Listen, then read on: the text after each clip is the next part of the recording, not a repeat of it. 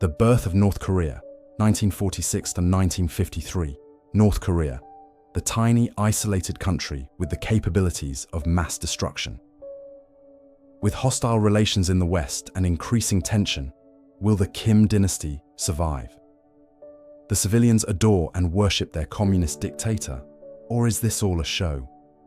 From the country's founding in 1948 to the modern-day totalitarian regime, this is the entire history of North Korea. The birth of North Korea, 1946 to 1953. Japanese-occupied Korea. The entire Korean peninsula was under Japanese occupation after 1905. Japan's occupation was unquestioned by foreign powers, and it presented its occupation as a civilizing project. For the Koreans, the story was quite the opposite. Thousands of guerrilla fighters bitterly resisted Japan until 1910, when they were all but destroyed and Korea became fully part of the Japanese Empire. The story of Japanese-occupied Korea is one shared by many colonies. Industrialization and economic expansion came with discrimination against the native peoples as wealth and resources were siphoned away to the imperial masters. The initial guerrilla resistance was over, but the resentment of the Koreans did not go away. Japan ran Korea like a military colony, with armed teachers in schools and a massive militarized police force overseeing all aspects of life. Also, like many colonies, they longed for independence. With the end of the First World War and all its promises of freedom, Korea agitated for its independence. Protests swept the nation in 1919, which the Japanese put down brutally. In one case, they locked hundreds of protesters inside a church and burned them alive. However, the tide couldn't be stemmed. The wave of Korean nationalism rose, and at its head were the communists. Dramatic music, the rise of Korean communism.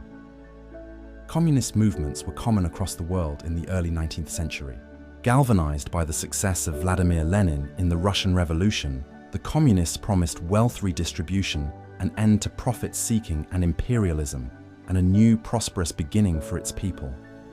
Time would put those promises to the test, but the dream of the communist utopia enchanted countless people, especially in Korea. Korean communists quickly became the tip of the anti-Japanese spear. Numerous guerrilla and civil groups emerged in the 1910s, 20s, and 30s, trying to achieve an independent communist Korea. The Japanese responded with firing squads, prison time, and terror. This killed many guerrillas and forced others to flee, including a young man the world would come to know as Kim Il-sung. The rise of Kim Il-sung. The rise of Kim Il-sung. Kim Il-sung was born in 1912 near Pyongyang. His early life is drowned in later propaganda, but it seems he was raised by Christian parents who escaped into China when he was still a child after getting involved in anti-Japanese activity. In China, young Kim fell in love with communist ideas. China had its own active communist movements, which Kim joined as soon as he was able. In 1931, he became a card-carrying member of the Chinese Communist Party and got involved with anti-Japanese protests and militant action. When Japanese forces invaded Manchuria in 1931, Kim joined the resistance, hoping to drive Japan out of China and eventually his homeland. Kim proved to be a successful guerrilla leader. He quickly worked his way up the ranks with successful strike after successful strike, operating in both China and Korea. In 1937, he led 200 guerrillas in the Battle of Pochanbo, just across the Korean border, where his forces defeated Japanese soldiers and burned down a police station and other occupied buildings. The victory put Kim Il-sung on the map and made him one of the most famous guerrilla leaders in East Asia. For later North Korean propaganda, it was the true start of Kim's path to power. Kim himself wrote about the battle, saying that the flames over the night sky of Pochanbo in the fatherland heralded the dawn of the liberation of Korea, which had been buried in darkness. Kim and the Soviets. Kim's success earned him the nickname of the Tiger. The Japanese military sent out units to hunt him down and may have killed his secret first wife, which forced Kim to retreat into the Soviet Union, where he was officially enrolled in the Red Army and spent most of the Second World War in hiding. When the USSR declared war on Japan in 1945, Soviet armies marched into the Korean peninsula. Kim followed shortly after. At the same time, U.S. forces landed in the south. After evicting the Japanese occupiers, the Allied powers decided to split Korea, much as they had done Germany. American officials chose the 38th parallel, a previously meaningless line on a map, as the boundary between the two occupied zones. This line, apparently chosen in half an hour by two random American colonels, would become one of the most important borders in the world for the next 80 years. Korea had no natural north-south division, and everyone wanted a united Korean peninsula, under their particular ideology, of course. The Soviets knew they would need a reliable Korean communist leader to achieve this, and Stalin personally chose the greatest of the Korean communist guerrillas for the job. In December 1945, Kim Il-sung became first secretary of the Communist Party of Korea, giving Kim power over his nation that he would hold for the next 50 years. The Kim deception? Kim had risen from lowly guerrilla fighter to leader of his nation. Or had he? A bizarre conspiracy theory claims that the Kim Il-sung who entered North Korea in 1945 was not the same one who led the Battle of Pochanbo. According to this theory, after the real Kim Il-sung fled into the USSR, Stalin made him disappear like so many other communist figures who threatened his popularity. It sounds crazy, but a CIA investigation into the theory concluded that it was right. They believed that the Kim Il-sung in North Korea was a criminal who the Soviets blackmailed into assuming a false identity so they could manipulate him. A Soviet officer who worked with Kim also wrote privately that the later Kim was an imposter whose name was stolen from the famous guerrilla leader who had actually died years earlier. These days, historians think the theory is nonsense. Several people who knew Kim as a guerrilla confirmed that it was the same man. The CIA report had simply been wrong, which happens far more often than the CIA likes to admit. Still, it's not impossible that the entire Kim dynasty is built on a Soviet lie. A divided Korea. Kim the guerrilla and Kim, the first secretary, were probably the same, but no such unity existed for Korea itself. Under two contrasting governments, the Korean peninsula became a flashpoint for the new Cold War between communism and capitalism. In the South, General John R. Hodge ran the U.S. Army's military government of Korea, while Kim acted as the figurehead for a Soviet-backed government in the North. Historians have often overstated the power of the Soviets in the North. Modern scholars accept that after 1946, Kim Il-sung and the North Korean Workers' Party were leading the way in setting North Korean policy. Kim began a series of communistic reforms in his nation. In March 1940, he began seizing land from landlords without compensation and redistributing it to the people, remaking the North's economy in a matter of months with 1,000 of new small peasant holdings. He set out a 2-year economic plan to guide production and investment, relying on new levels of state control over the economy and a focus on heavy industry. All industry, banks, communications, and transport infrastructure was nationalized. And in July 1946, Kim introduced a sexual equality law that guaranteed equal working rights for women. The reforms were successful, and North Korea saw an incredible economic recovery in the first few years after 1945. Divided communists. All was not easy within North Korea, though. Different factions of communists threatened Kim's control, and each tried to push North Korea in their own direction. Kim's Kapsin, or guerrilla faction, held power for now. As the name implies, they were mostly made up of former guerrilla fighters whose effectiveness had earned the faith of Stalin, but Stalin's faith was awfully fragile. This made the Soviet Korean communists a particular threat.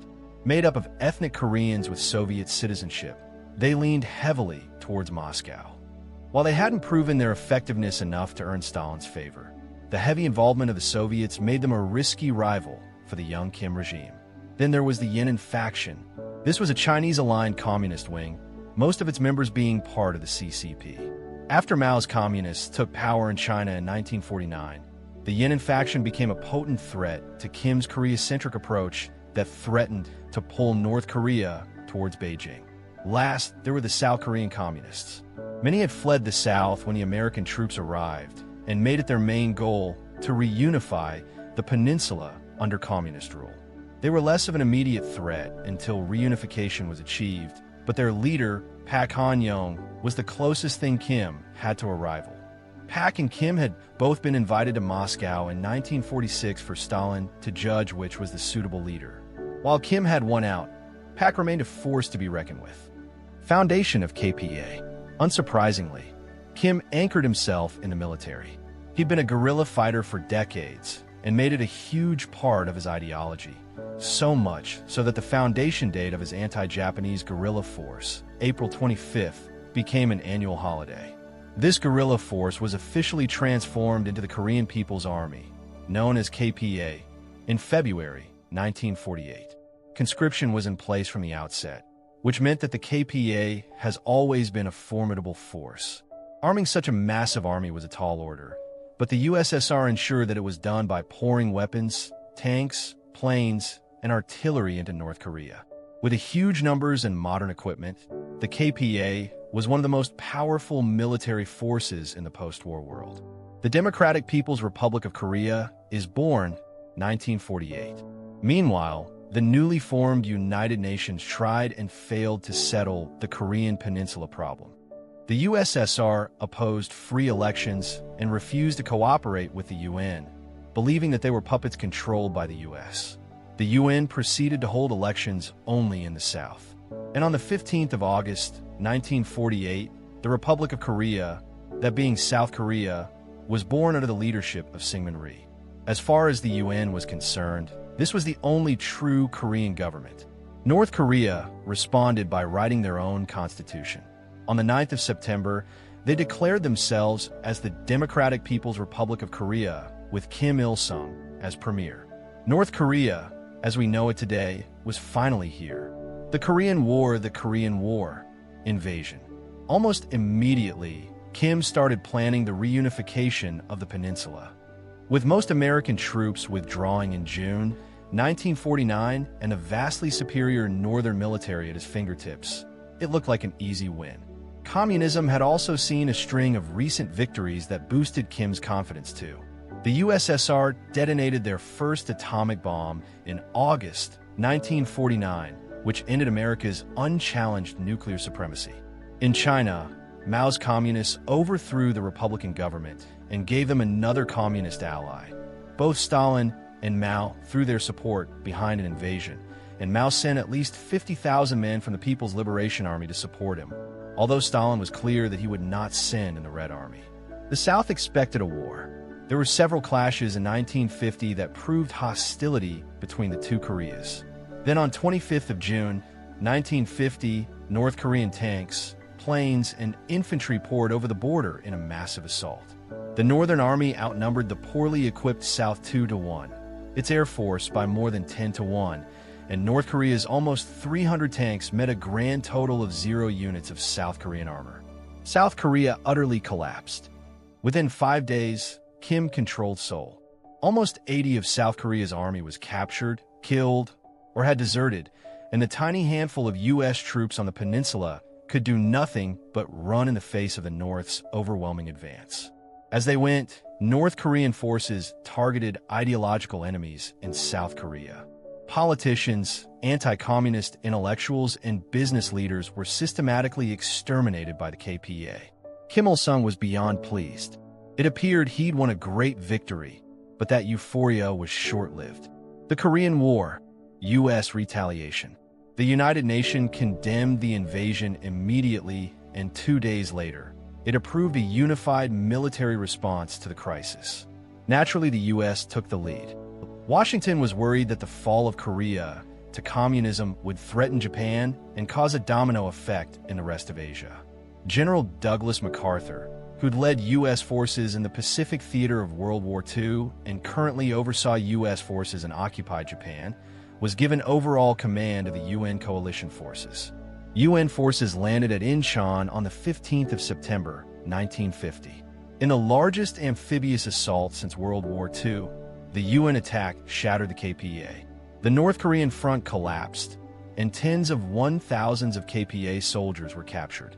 The UN quickly retook Seoul, and by the end of September had pushed back to the 38th parallel. By that point, most of North Korea's army had been killed or captured.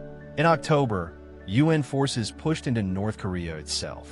Kim and his government were forced to flee, and Pyongyang fell to UN forces within weeks. What it looked like a victory was quickly becoming a total defeat. The Korean War, strategic bombing. For North Korea, the true story of the war was not on the front lines, but at home. As its armies collapsed, so too did any hope of controlling the air. UN-aligned air forces quickly established dominance in the skies above North Korea and used it to devastating effect. The U.S. Air Force led a colossal bombing campaign that devastated North Korea's population and infrastructure. Entire cities were flattened, villages were wiped off the map. Pyongyang was so badly bombed that not a single major building was left standing. The U.S. general in charge of the Air Forces said that by October 1950, the Air Force stopped sending bombers out simply because there was nothing left to bomb. An estimated 80 or more of North Korea's buildings were flattened as more explosives were dropped on North Korea than were dropped in the entire Pacific theater in World War II. Maybe 10 of the North Korean population was killed by the bombing. It is this experience, more than anything else, that shaped North Korean attitudes to the U.S. after the war. Whatever ideological disagreements they might have and whatever nonsense propaganda the regime puts out, it is the near total leveling of North Korea by U.S. bombing that explains the sheer hatred for the USA that pervades the North Korean state and society. The Korean War, Chinese intervention. Things improved for North Korea when China stepped in. China had warned the UN forces not to get too close to its territory, and on the 25th of October, 1950, they decided that enough was enough. Tens of thousands of Chinese troops burst across the border and surprise attacked the UN forces. The UN was caught unaware and retreated in the face of the sudden attack. Chinese and North Korean forces quickly recaptured Pyongyang, pushed the UN back over the 38th parallel, and even retook Seoul for a short period. Kim Il-sung's feelings were mixed. On the one hand, North Korea was back under his control, but the strength of the UN forces made reunification unlikely. Kim resented the loss of so many of his troops and the fact that China was doing most of the fighting. Furthermore, both Stalin and Mao blamed the KPA for being too incompetent to win and causing the war to spiral out of control. UN forces soon regrouped and pushed back. Seoul was retaken in March, its fourth and final conquest in less than a year. And once again, it was the communists' turn to retreat north with 1,000 of their soldiers killed, wounded, or captured. The UN reached the 38th parallel again in July 1951, and there the war would stall for 2 brutal years. The Korean War, stalemate and armistice. From July 1951 to July 1953, the Korean War was a stubborn stalemate that was as grueling and frustrating as the trenches of the First World War. Casualties continued on both sides, but no significant territory changed hands. After several failed attempts to negotiate, both sides finally came to an agreement on the 27th of July, 1953. It was not a peace treaty, but an armistice. Both sides agreed to halt military operations, release prisoners, and return the remains of the deceased. The armistice set up an internationally monitored, demilitarized zone, the Korean DMZ, along the border to mark the boundary between the two nations. The war has been left unfinished ever since. Skirmishes and episodes of violence have broken out. But for the most part, North and South Korea have been locked in a tense standoff that has threatened to spill over into a devastating war at any moment for the last 70 years. The rebirth of North Korea, 1953 to 1970. The rebirth of North Korea, 1953 to 1970. North Korea emerged from the war a broken and battered nation. Its army was almost destroyed. Its cities were in ruins. Its population was exhausted and demoralized. Kim Il-sung and his regime now faced the monumental task of rebuilding their country and navigating the perilous Cold War world. It was a task that required a fresh start, a rebirth of North Korea for a brand new age. Rebuilding a nation. The war devastated North Korea socially and economically. Overall economic output fell by 75 from 1949 to 1953. Output of energy, fuel, chemicals, metallurgy, and agriculture was a fraction of what it had been before the war. North Korea needed a rebirth, and Kim Il-sung set out the ways in which they'd achieve it. In 1953, he clarified 4 goals that would guide the nation in the coming years. First, he would consolidate what he called the people's democratic system. In simpler terms, this meant doubling down on communist ideology and ramping up the propaganda to ensure that everyone was a loyal citizen. Second was to rebuild the economy and improve people's living standards. With much of the country in ruins, this was an obvious goal, but it would be a monumental task. Still, with total control over the economy and the support of their foreign allies, Pyongyang was confident it could be achieved. Third was to improve national defense. The army had to be rebuilt. The border had to be properly fortified, and they needed to secure modern equipment to stay competitive in a changing world. Last but not least, the unending goal of reunification remained. Kim's hopes had been shattered during the war, but he and other North Koreans remained convinced that it was possible. North Korea had its work cut out for it. Post-war purges. One of Kim's first priorities was repairing the damage his ideology took from the war. The North Korean Workers' Party had lost many members during the conflict, so he funded massive re-education programs to bolster the party's ranks and reaffirm their ideology, ensuring the party's long-term survival. However, the more serious damage was to the North Korean Worker Party's prestige. The Communists had presided over a failed war that had not reunified the country as promised, and communism itself had been rejected by the South Korean masses who failed to rise up to support their northern invaders. Kim decided to redirect blame for those failures toward his internal rivals. By scapegoating his enemies, Kim redirected popular resentment away from himself and towards the rival communist factions. By removing these people from power, he crippled his internal enemies and could fill government positions with his own allies instead. It was transparent and predictable, but it was awfully effective. The Soviet Korean communist leader, Ho Kai, faced Kim's wrath towards the war's end.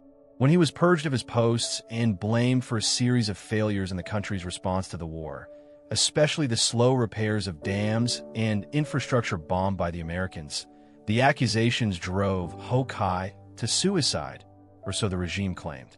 Another victim was Kim's old rival, Park Han-yeol. The leader of the South Korean Communist faction had been appointed foreign minister and had promised Kim that the Southerners would rise up and join the North when their communist forces rolled in. This obviously did not happen. Kim dismissed him from his post in 1953 and then had him arrested on accusations of being an American spy. Only disloyalty, the regime argued, could explain such a complete failure. He was given a show trial and executed in December 1955. Hundreds of communist figures found themselves fired, imprisoned, or executed in the months after the war in a similar fashion, and Kim's grip on power became ever tighter. Jewish ideology.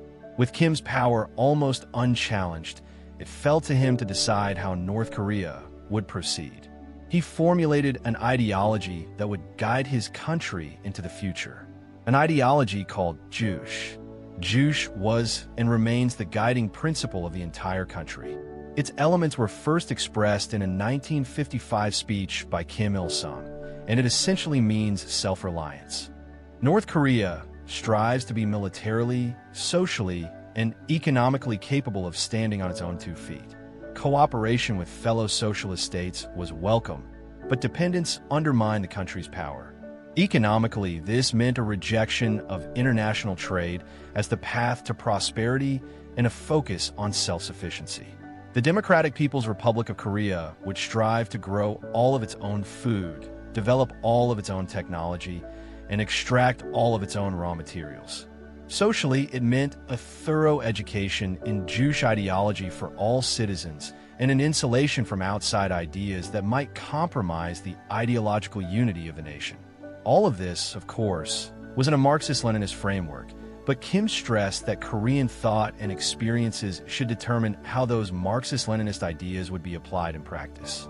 Juche also defined the North against the South. For Kim, the North was a fiercely independent nation that stood on its own, while the South was an American puppet shackled to its trading partners and military alliances. However, Juche is more than a practical philosophy. It's also an intense love of North Korea. One historian of North Korea described Juche as an assumption that Korea is at the center of the world. All citizens of the Democratic People's Republic of Korea must passionately love their country and, by extension, its leader. Understanding Juche is the key to understanding modern North Korea. Kim's cult of personality. North Korea had a goal and a means of attaining it, but it also needed a center to anchor the whole system, and Kim made himself that center. The 20th century was already no stranger to dictators whose personality cults consumed their nations. But Kim Il-sung's cult would put all of them to shame. The level of worship Kim and his descendants receive in North Korea to this day is one of the most striking and disturbing aspects of the regime. At first, Kim was following in the footsteps of his contemporaries like Mao and Stalin. In 1953, he declared himself Suryeong, or Great Leader, and became a sort of embodiment of the nation. However, that amount of power and prestige could make anyone unhinged. Furthermore, by becoming the representative of the nation, any attack on Kim became an attack on North Korea. And in a country that emphasized loyalty to the nation, loyalty to the dictators was an inevitable consequence. This cult quickly grew out of control. It became illegal to write over a photo of Kim Il-sung or to wrap things in newspapers that mentioned his name. It was even an offense to print his photo on poor quality paper. The August Faction Incident. However, the ruler cult almost brought Kim down before he really began. After the death of Stalin, the USSR took a hard pivot against leader cults. In February 1956, the new Soviet leader Khrushchev openly denounced Stalin and his personality cult, along with any other leaders who tried to emulate it. Still dependent on Soviet aid and support, Kim was forced to obey when Khrushchev summoned him to Moscow to be privately scolded for his own ruler cult in the summer of that year. In his absence, Soviet and Yin and non-communist factions hatched a conspiracy. They shared Khrushchev's, disgusted with the ruler cult, and called Sung out for his arbitrary punishment of dissenters. They also criticized his regime's economic policies and his bias towards his own guerrilla faction of communists. When Kim returned for the annual party meeting in late August, he was met with condemnation by the leaders of the other factions.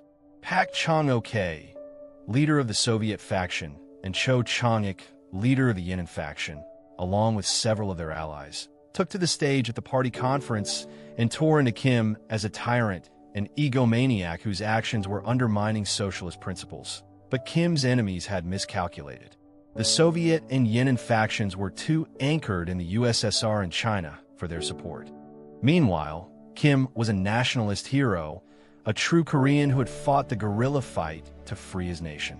For many, Kim represented Juche self-reliance, while his enemies would submit North Korea to the powers of foreign nations.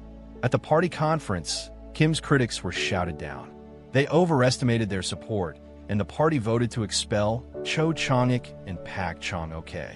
Over the following months, dozens of leaders from both factions disappeared as Kim purged everyone he could lay his hands on.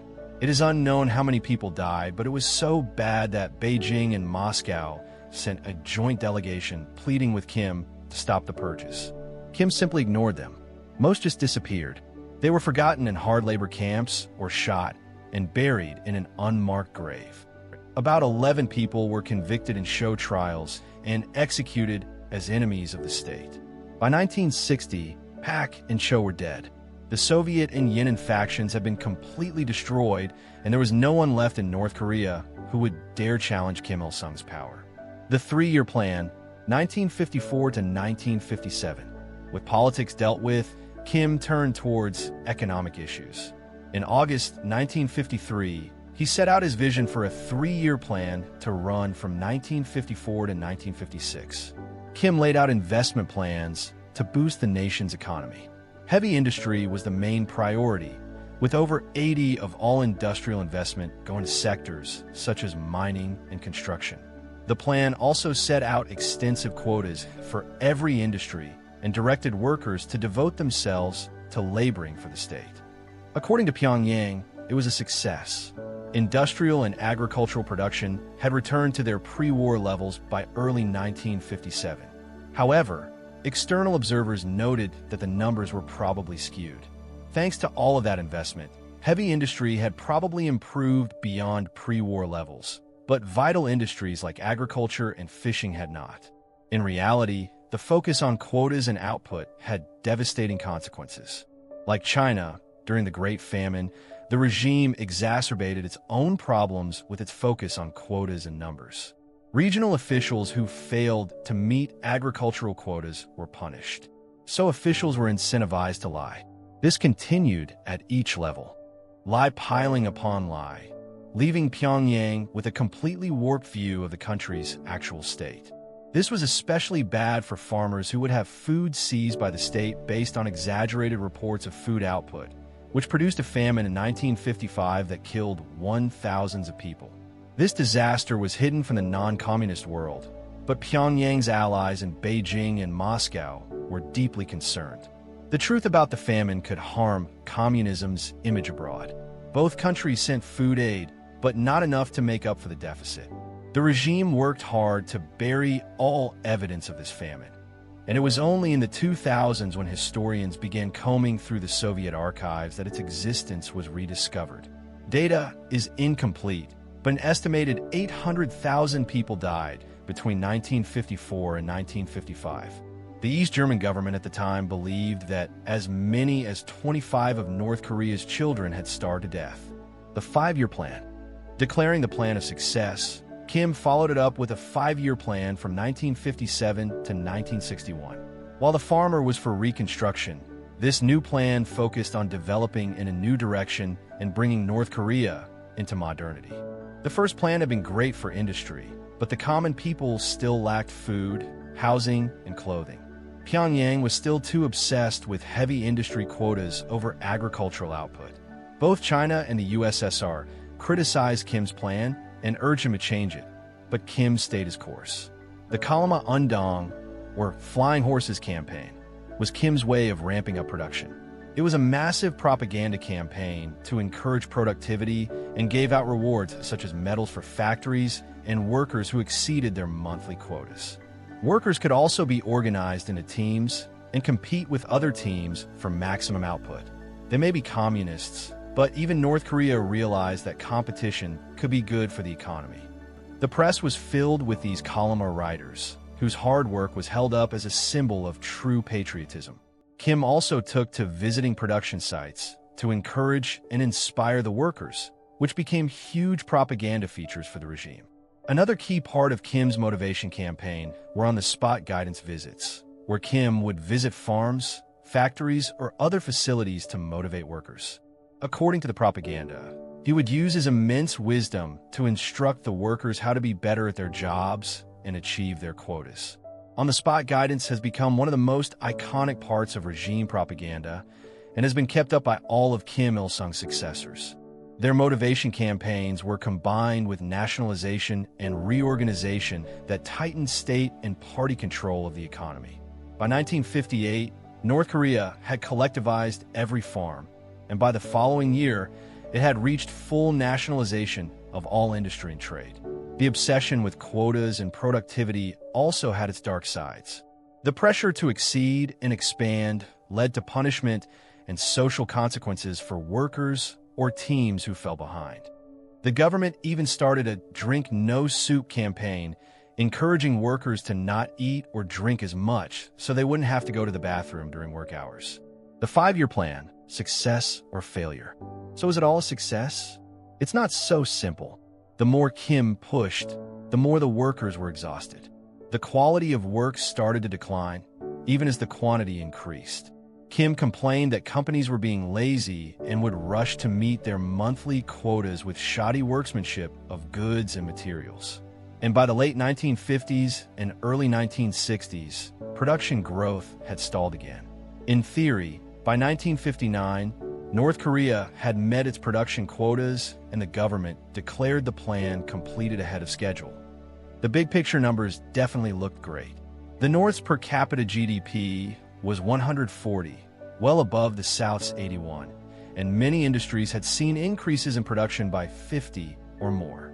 However, The GDP was inflated by industrial output at the expense of the food, clothing, and housing that Kim claimed to prioritize. The average North Korean remained wretchedly poor, living in temporary shanty towns, and many of them suffered from malnutrition. Industrial development came before the well-being of the people.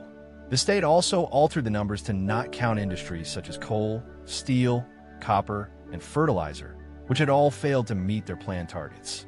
Grain output was also curiously absent from the official 1959 statistics.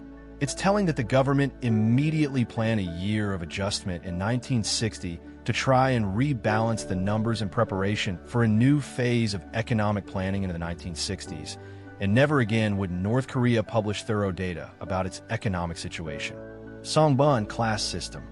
Alongside economic reorganization, the 1950s saw a social reorganization with the introduction of the Songbun system.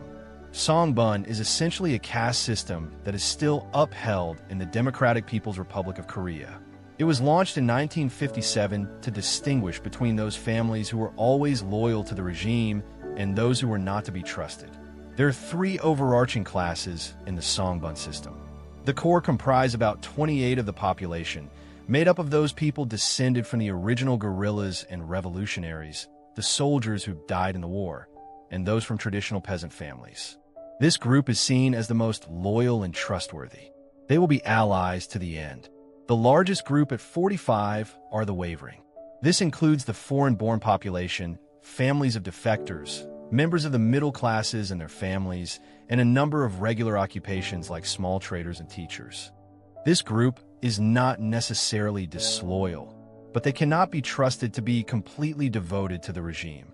If things take a bad turn economically or politically, the regime knows that these people might turn against them.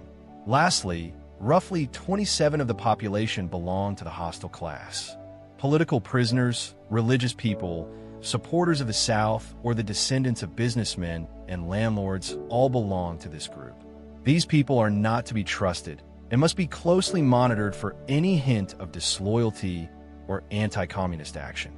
Every North Korean is sorted into one of these classes and then sorted into one of 50 subcategories within it. Those higher up the Songbun scale can expect privileges, and having good Songbun is the key to a good life in North Korea. On the other hand, those with bad Songbun can expect to be discriminated against. Songbun affects everything: what jobs one can have, who they can marry, what healthcare they have, what schools they can get into, and even how much food is distributed to them. The regime maintains a file on every North Korean above the age of 17 to keep track of their Songbun. Good deeds might move one up the Songbun scale, but moving up is much harder than moving down. Missing work quotas, committing a crime, or showing any disloyalty to the regime are always bad for your Songbun. Propaganda overdrive. Amidst this social and economic reform, the regime kept pumping out propaganda to tell citizens that they were fortunate to live in the greatest nation on earth. The regime claimed that North Korea was a paradise, free from the miseries that affected other lesser nations. According to one kindergarten teacher, there was no such thing as blindness or deafness in North Korean children because those were failures of the pre-revolutionary world. According to school teachers, students never missed a lesson and never misbehaved. There is no such thing as alcoholism or prostitution in North Korea because everyone had what they needed and never had to stoop to such lows. Divorce, that never happened. Neither did premarital sex. And of course, it wouldn't be a communist utopia without a complete absence of homosexuality, which the regime saw as an anti-socialist perversion. The truth was quite different. The regime took care to hide its flaws from the eyes of the world, even its own people, while trumpeting its supposed success to the stars. But there was something sinister behind this image of perfection. One visitor to North Korea noted that despite the war being recent and causing thousands of injuries, he never saw a single person who was scarred, mutilated, or disabled. The question was obvious. He said, "What have they done with them all?" The truth was that anything or anyone that made the regime look bad or question its image was taken out of the public eye. Some were merely hidden, but others would see the dark underside of the Kim regime. Punishment in North Korea. Punishment in North Korea. A regime like North Korea needed ways to punish dissenters, and the elaborate system of prison and labor camps first set up by Kim Il-sung's government are some of the most effective and terrifying examples in the world. It is easy to end up in a North Korean prison. The slightest accusation of disloyalty or anti-socialist activity from a party official or someone higher up the Songbun scale could be enough for someone to be swept away by the police. Trials are a little more than ideological performances where the judge can berate the accused for being a traitor and enemy to North Korea before being inevitably sentenced to several years in prison. The North Korean prison system borrowed heavily from Stalin's infamous gulags. They were designed to handle not only regular criminals, but political dissidents whose only crimes were against the ideas of the regime. Virtually all North Korean prisons were and are labor camps. Inmates are subjected to forced labor to produce goods or extract raw materials for the regime. This ensures that the inmates' labor isn't wasted in idleness and, in theory, gives them labor skills and work ethic that those who are lucky enough to be released might remember when they return to society. Many prisons also serve as re-education camps. These places are known as Kyaweso. Then there are concentration camps for political prisoners known as Kwanliso. These are for the prisoners for whom re-education won't work, and only hard labor or total isolation are suitable punishments. Political rivals, such as those purged after the August faction incident, dissidents, critics, attempted defectors, and sometimes the more serious violent criminals are likely to end up in these camps. Prisoners in all camps are subject to poor living conditions and barely enough food to survive.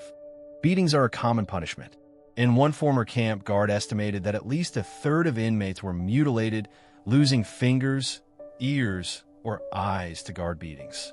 That same guard recalled that as far as the regime was concerned, inmates are not humans, and there are no human rights protections for anyone in North Korean captivity. With Kim's power secure, the economy recovering, society realigning along socialist lines, and all of the opponents rapidly ending up in camps or graves, North Korea entered the 1960s with everything to play for. Challenges and triumphs. 1961 to 1973. Challenges and triumphs. The Great Leap Onward. As a new decade dawned, North Korea continued to strive for economic and military progress. Kim still wanted to improve heavy industry and compromised on the policy of Juche to import equipment to support these economic sectors. The USSR was initially their main supplier, but friction over pricing and other issues led North Korea to do the unthinkable, turn to the West. Pyongyang realized that it was cheaper for them to buy industrial plants and machinery equipment from the West or Japan. Often these goods were of much higher quality than the Soviet models. Kim declared the Great Leap Onward policy, a way to use Western technology to jumpstart Korean development. They imported billions of dollars worth of equipment on credit, including $1 billion from Japan alone. Western businesses were happy to embrace a new market for the goods, and the fact that they were snubbing the Soviets didn't hurt either. In turn, North Korea used the equipment to establish the world's largest cement factory, as well as production facilities for steel, paper, fertilizer, and chemicals. Overall, the West went from almost nothing to being over 40% of total North Korea trade. These brief years of interaction in the 60s and 70s soon faded. However, when it became clear that the North Koreans who had been buying everything on credit were never going to pay it back. Defection of James Joseph Dresnok. This interaction did generate Western interest in the Hermit Kingdom and a special temptation for a handful of men like James Joseph Dresnok. Dresnok was a U.S. soldier, and he'd had a rough life. His parents divorced when he was young. He'd never finished high school, and he had run-ins with the law before he enlisted at 17. He married young, but returned from a deployment in Germany to find his wife had left him for another man. When Dresnok was redeployed to South Korea in 1962, he had lost all hope and was treating his depression with alcohol. It didn't help that his behavior earned him a court-martial either. With no wife, no career, and no future, Dresnok decided that life in the DPRK couldn't possibly be worse than his current one. So on August 15th, 1962, Dresnok ran across a minefield in the demilitarized zone and straight into the arms of some rather shocked North Korean soldiers. Dresnok was interrogated, but they soon realized that he genuinely wished to live in North Korea. After initial hesitation, the regime accepted him. Dresnok was given a home and became a North Korean citizen. He was one of at least 7 known U.S. defectors to the country. In his new life in North Korea, Dresnok became an English teacher and sometimes acted in state propaganda films. He and a handful of other American defectors often played American soldiers in war films, and he became something of a celebrity in the country. Another defector who later returned to the West claimed that they were closely monitored by state security services and were sometimes beaten or interrogated on suspicion of being spies. But if this is true, it did not seem to deter Dresnok. Dresnok lived the rest of his life in North Korea. He married twice and had several children before dying in November 2016.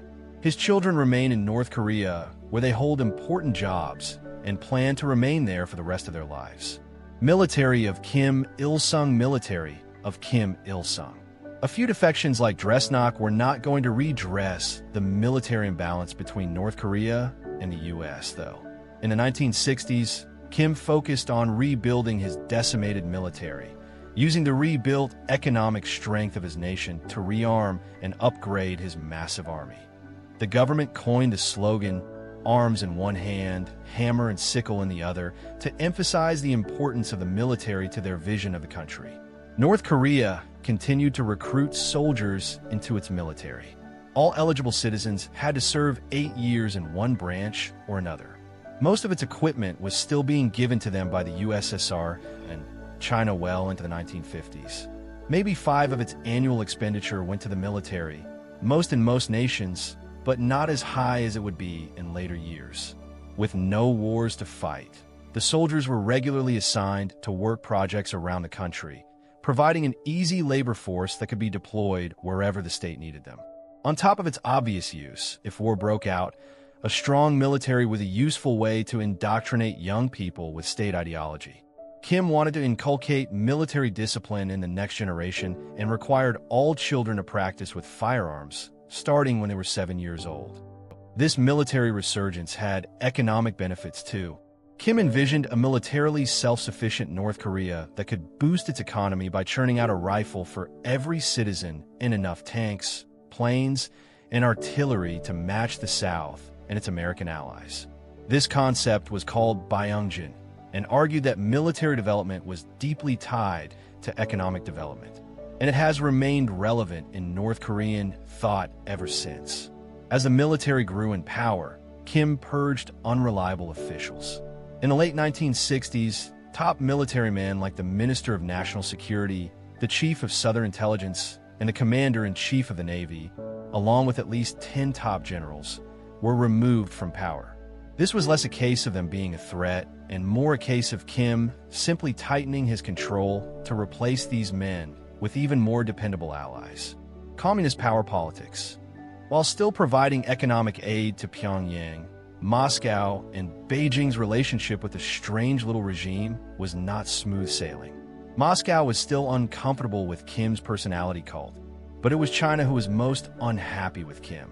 North Korea's poor performance in the Korean War had earned them a low opinion in China's political and military leadership, and the fact that China had to take up most of the manpower burden of the conflict created resentment against the Kim regime. Kim's tied control over the state also conflicted with Mao's enthusiasm for popular revolution. When Mao's Legion of Red Guard student activists launched the Cultural Revolution in 1966, waging a campaign of terror and vandalism against rival communist factions and symbols of Chinese tradition across the country, Kim Il-sung condemned them. To him, it was a dangerous act of popular unrest that risked undermining the stability of the country. The Red Guards had no love for him either and dubbed him a fat revisionist who was not worthy of being called a communist Korean DMZ conflict.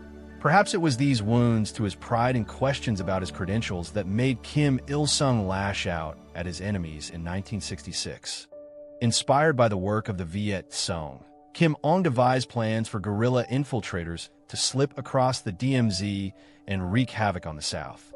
After over a decade of stalemate, it seemed he wanted to roll the dice on conflict once more. Incursions and even firefights along the DMZ were not unheard of, and there were usually a few dozen encounters a year. However, in 1966, these increased tenfold. There were almost daily skirmishes as North Korean guerrillas were caught in South Korean territory. As tensions rose, border guards became more on edge and started to resolve disputes with aggression and gunfire. This period is sometimes called the Second Korean War, but there were no major battles. Rather than a concerted campaign, it was hundreds of tiny skirmishes and guerrilla attacks. There were casualties on both sides, and the U.S. declared the area around the demilitarized zone a hostile fire zone. Blue House Raid. By far the most dire episode of the conflict was a daring and disastrous North Korean assassination attempt on the South Korean president. They were convinced that eliminating President Park Chung-hee, he wouldn't just weaken the South, but cause chaos from which the people would rise up, throw out the American occupiers, and embrace communism. On the night of January 17, 1968, 31 elite North Korean commandos slipped across the DMZ into the south. Their goal: infiltrate President Park's residence at the Blue House in Seoul and eliminate him. Each man and the team had been handpicked and trained in infiltration. They'd rehearsed this mission dozens of times, and most of all, they'd been pumped full of North Korean propaganda. They avoided detection for several days, until they encountered 4 civilian woodcutters. These civilians might have feared death, but they were saved by the delusional propaganda of the North. The Democratic People's Republic of Korea had assured its people that these southern masses were oppressed and eager to embrace communism. The soldiers simply explained the virtues of communism to the men, promised that they'd all soon be joined in wonderful communist bliss, and let them go. Naturally, the men immediately reported them to the police. Within hours, the warning was relayed up the chain of command. South Korea didn't know what the commandos wanted, but they mobilized everything in the area to find them and put the whole country on high alert. The North Koreans managed to arrive in Seoul undetected, but they had to scuttle their original plan. They'd been trained well, though, and adapted to the high alert. With soldiers everywhere, the commandos simply blended in. They donned stolen South Korean uniforms. And on the 20th of January, the full group of 31 armed men walked down the street in open daylight towards the president's residence at the Blue House. The commandos got within 800 meters of the president's house before some curious policemen stopped them. It didn't take long for the police to see right through their disguises. Their cover blown, the commandos opened fire. 1 policeman died and 2 North Koreans fell before the commandos scattered. A massive manhunt was launched in the following days. South Korean and American forces swept the city and countryside, hunting down the scattered commandos. Of the 31 commandos, just 1 escaped back across the border. 1 more was captured, but all of the rest were killed. The Blue House raid was an embarrassment for both sides. The North Korean soldiers had foolishly blown their own cover and failed their mission. However, had the 4 civilians not warned the authorities, it is possible the commandos would have succeeded. Even then, with Seoul on high alert, the commandos had gotten within 800 meters of their target before being caught. The Blue House raid could have been the spark of a major war, but by sheer luck, it happened to occur just as the Tet Offensive exploded in Vietnam, dragging away U.S. attention and guaranteeing that America would not commit to another war in Asia. For his part, Kim Il-sung denied involvement and blamed rogue elements in the government for the plan, but other actions by North Korea at the same time paint a different picture. The conflict peaks. A mere 3 days after the Blue House raid, North Korea captured a U.S. recon ship off the coast of the peninsula. The USS Pueblo was performing intelligence gathering several miles off the coast when it was intercepted by the North Korean Navy and Air Force. Officially, the Pueblo was in international waters, but North Korea has always asserted a much larger sea border than other countries accept. The North Koreans pursued the ship when it tried to flee and fired several warning shots. killing one sailor before the Pueblo surrendered and its crew was taken prisoner. It took several days to confirm the ship's fate, and Washington scrambled for a response. They desperately wanted to avoid making things worse. Not only might the hostages be killed, but U.S. resources were consumed dealing with Tet Offensive in Vietnam. All the while, the crew suffered the misery and torture of North Korean captivity. The North began stockpiling rations, and in early 1968, Pyongyang closed its schools and evacuated citizens to the countryside in anticipation of a nuclear attack. Over 100 infiltrators were sent to the south again in late October, but almost all of them were caught within weeks, and that left about 150 people on both sides dead. The murder of an entire family at Gabong Mountain by the infiltrators, including a 10-year-old boy, intensified the South Korean response and made hope of a South Korean pro-communist uprising even more absurd. The global community feared war. Diplomats from communist, capitalist, and non-aligned nations urged de-escalation. Even Moscow was unhappy. During a party conference in April 1968, Premier Brezhnev condemned North Korea for trying to drag the world into another conflict. We do not know what exactly led Kim Il-sung to wind down the provocations in 1969. The anger of the USSR and China, fear of actual conflict, or a changing domestic political and economic situation might all explain it. We only know that for whatever reason, Pyongyang eased off on the provocations over the following months, and by late 1969, the crew of the Pueblo were released and hostile encounters along the demilitarized zone had returned to their pre-1966 levels. It is possible that Kim's massive military buildup in the 1960s created the appetite for war. It is also likely that the purge of North Korean generals in the late 1960s was a direct result of the failures of this whole conflict. Overall, though, it was a pointless conflict that claimed an estimated 400 South Korean and American lives, along with hundreds of North Koreans. Prosperity in the 60s and 70s. North Korea's military fortunes were poor, but its economic prosperity at this point was not so dire. Per capita GDP in the North was comparable or even higher than that of the South well into the 1960s and 70s. More than just rebuilding, North Korea had upgraded too. Almost all homes had electricity by the mid-1970s, and almost 70% of the population had urbanized as agricultural improvements reduced the need for people to be rural farmers. Education also improved, with virtually all children enrolled in school, and over 200 universities established across the country, all with free tuition, of course. One of the biggest success stories in North Korea was and remains national health. The hospitals remain underfunded. However, mandatory health checkups and vaccination programs instituted under Kim Il-sung have left North Korea with an unusually high life expectancy and a low infant mortality rate despite its relative poverty. To this day, North Korea enjoys an average life expectancy of about 73 years, lower than the US or other developed countries, but considerably higher than other nations of comparable economic status. Still, Kim's promises far exceeded reality. He'd once claimed he would see North Korea where everyone wore silk, live in a house with a tiled roof, and ate 3 full meals a day. North Korea had made progress, but this dream of luxury, a dream that was already reality for millions in the West, was still a distant hope. What's more, North Korea's progress towards that distant hope was about to come to a grinding halt.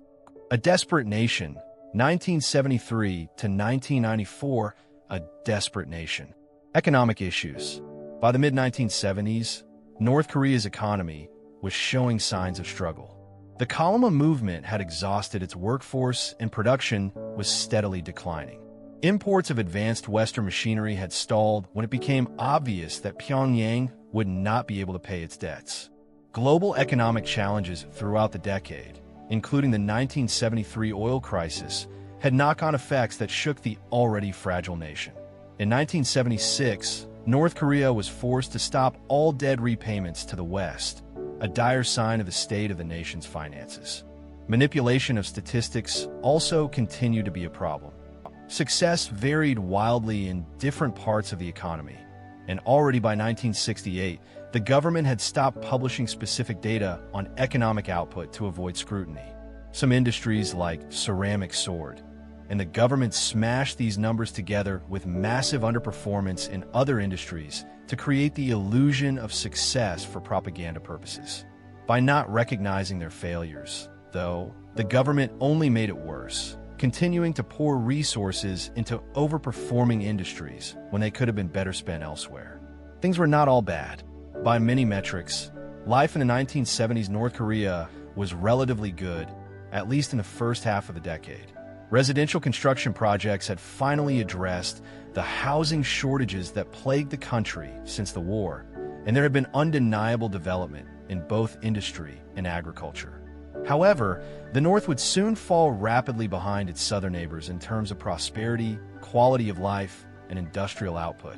Pyongyang tried to save its flagging economy with the August 3rd Consumer Goods Movement, which was basically a campaign to get North Koreans to buy useless goods they didn't need and that didn't last, just to create demand and boost GDP numbers.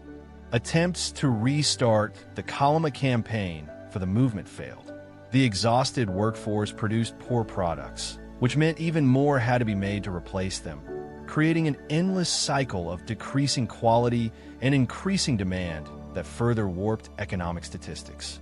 North Korea's pride especially suffered as its old rivals in the South and in Japan began rapid economic rises that catapulted them ahead in the 1970s. As South Korea soared, North Korea became increasingly dependent on its Soviet and Chinese allies. By the end of the decade, North Korea was effectively a vassal state of the USSR, relying on them for economic subsidies and diplomatic muscle, and watching as its enemies soared ahead towards prosperity. Foreign policy changes. The shifting winds of global politics presented new challenges for North Korea. After the U.S. withdrawal from Vietnam, Kim entertained the idea of reunification with the South. If Vietnam could defeat the U.S., he argued, surely North Korea could. Kim presented this possibility to Mao Zedong, but this was not 1951 anymore.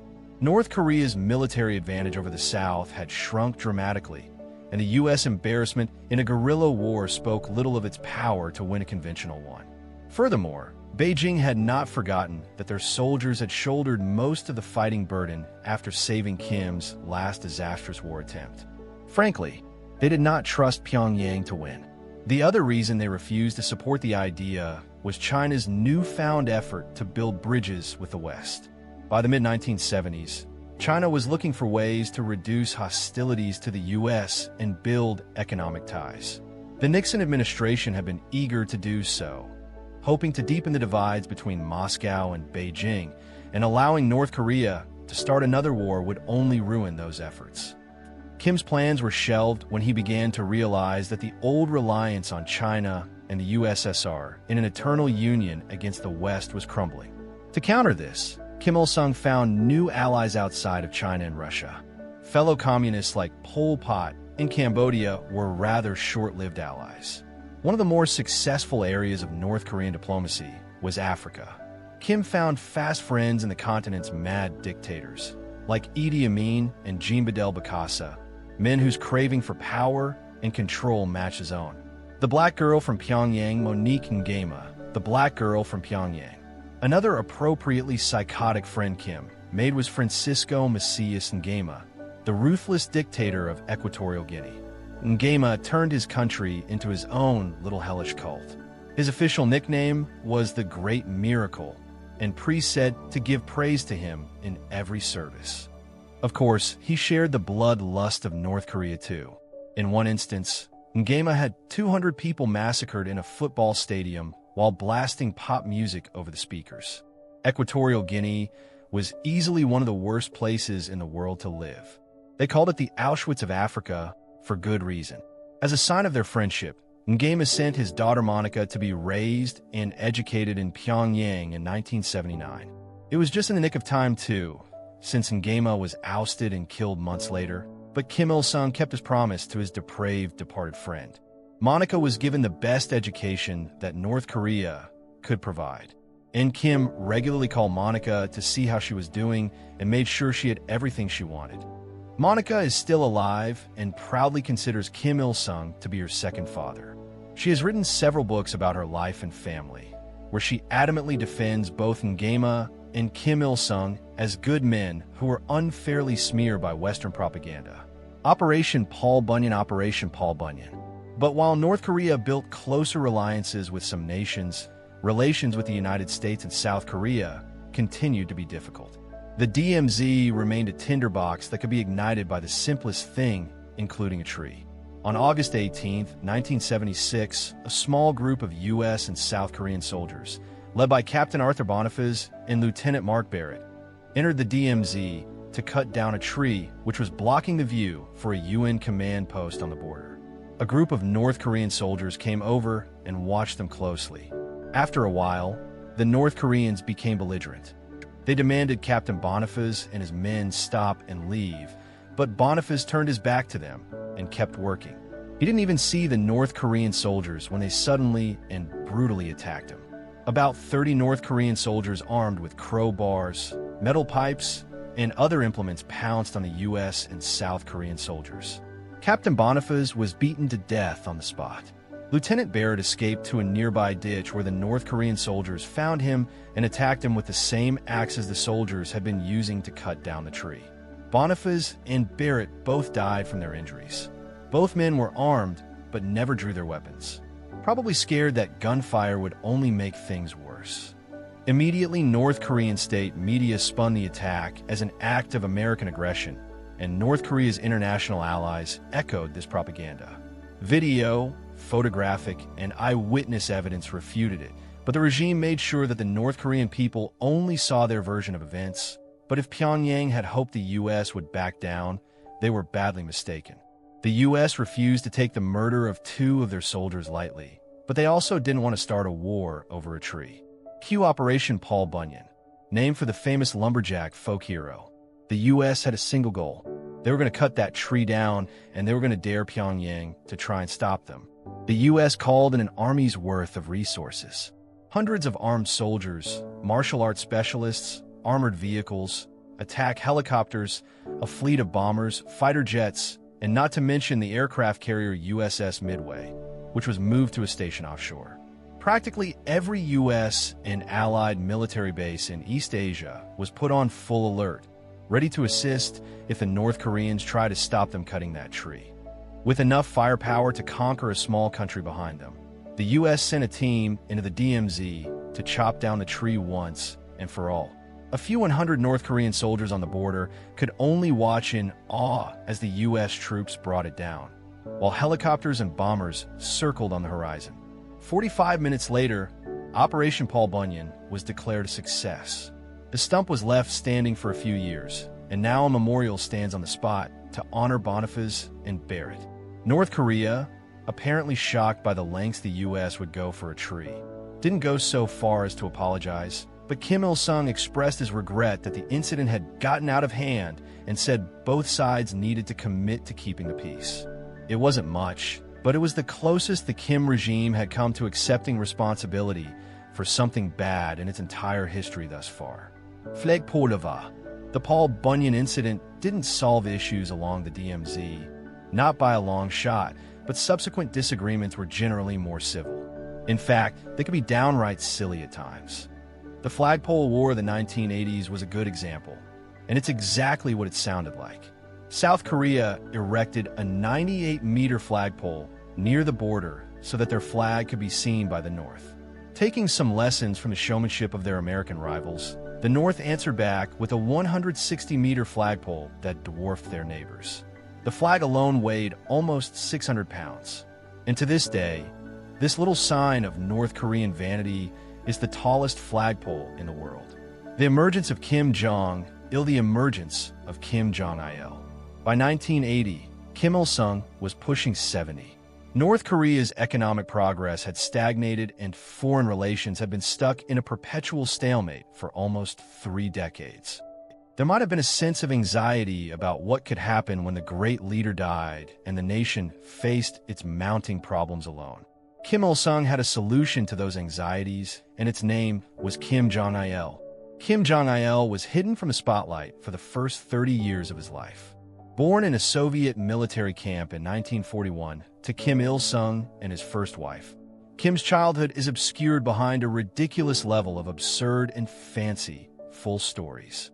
Kim Jong-il first emerged into the corridors of power in the 1970s, playing a key role in party politics, even as he was hidden from public view.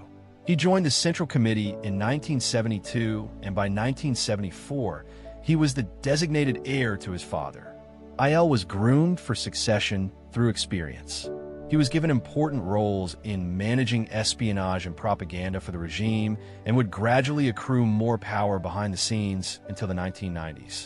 From the 1980s, he was put into public view and given a thorough heroic treatment by propaganda. Soon his portrait could be found alongside his father's in every home in the DPRK.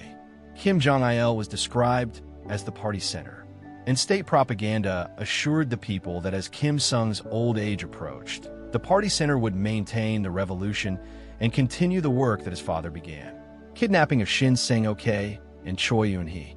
Kidnapping of Shin Sang-ok and Choi Eun-hee, one of Kim Jong-il's first responsibilities was to coordinate propaganda to improve the DPRK case's image.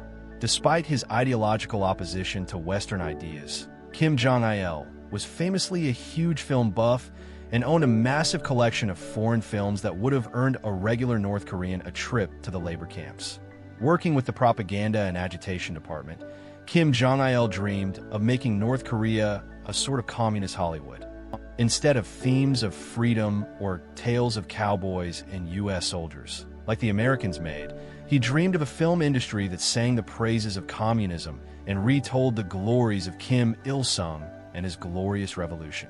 The trouble was that North Korea didn't have the people to make films that could compete with Hollywood. Kim Jong-il made a few of his own during the 1970s, but any applause they got from the North Korean audience was forced. Kim knew he needed people with talent to make his dream come true, and he knew where to find them. In January 1978, North Korean agents approached South Korean actress Choi Eun-hee while she was in Hong Kong. They shoved her onto a boat and took her back to North Korea, where she was given a tour of the country and met Kim Il-sung. Despite her kidnapping, Choi was treated well and spent time with Kim visiting theaters, operas, and parties across the country. 6 months later, North Korean agents swept up another South Korean film expert in Hong Kong, the director Shin Sang-ok. Shin happened to be Choi's ex-husband, and Kim intentionally kidnapped both to reunite them in North Korea and compel them to stay to make films for him. After several failed escape attempts from Shin, they gave in. Choi and Shin remarried and spent the next 8 years pumping out movies for the regime. Some of the films were exactly what you'd expect.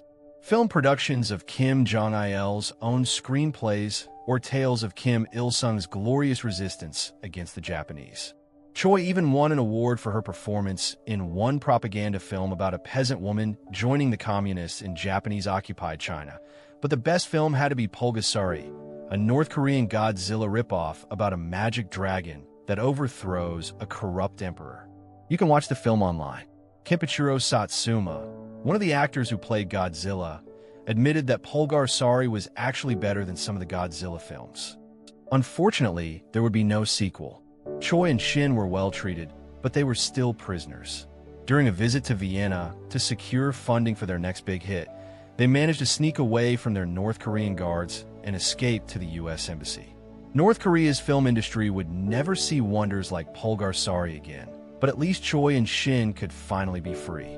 Rangoon Bombing Seed-Bearing Program.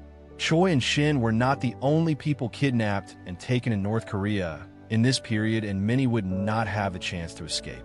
Throughout the 1970s, Pyongyang kidnapped hundreds of foreigners and smuggled them back to the DPRK. Most of the targets were taken from Japan, although kidnappings from other countries like France and Malaysia were also known. There was no real pattern to them. They would occur at any place at any time, sometimes taking young couples, other times a lone man, or even a 13-year-old girl. The victims would be taken to North Korea and forced to live in the country for the rest of their lives. If they were abducted as a couple, they would be split up for a time and then reunited after a thorough indoctrination. If they were alone, they would eventually be paired up with another captive of the opposite sex. They would be given a home and expected to conceive children. That was the reason why they were taken in the first place. North Korea wanted those children to turn them into loyal spies. Marriage between North Koreans and foreigners were forbidden, and so racial homogeneity was almost universal in North Korea. Therefore, a spy who did not look like a North Korean was an extremely valuable asset to the regime. A similar tactic was the seed-bearing strategy, where young North Korean women would be sent out to seduce powerful foreign men like politicians and businessmen. They'd get pregnant, and then the North Korean government would use the children to blackmail the men to give them concessions or other support from their position of power.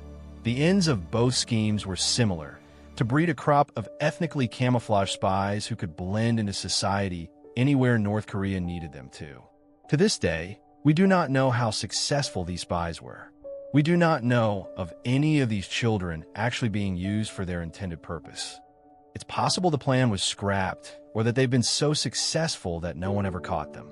North Korea only came clean about the abductions in 2002 as part of a new diplomatic chapter with Japan. Still, the numbers they confessed to taking, no more than 13, are much lower than the numbers that survivors and others suggest.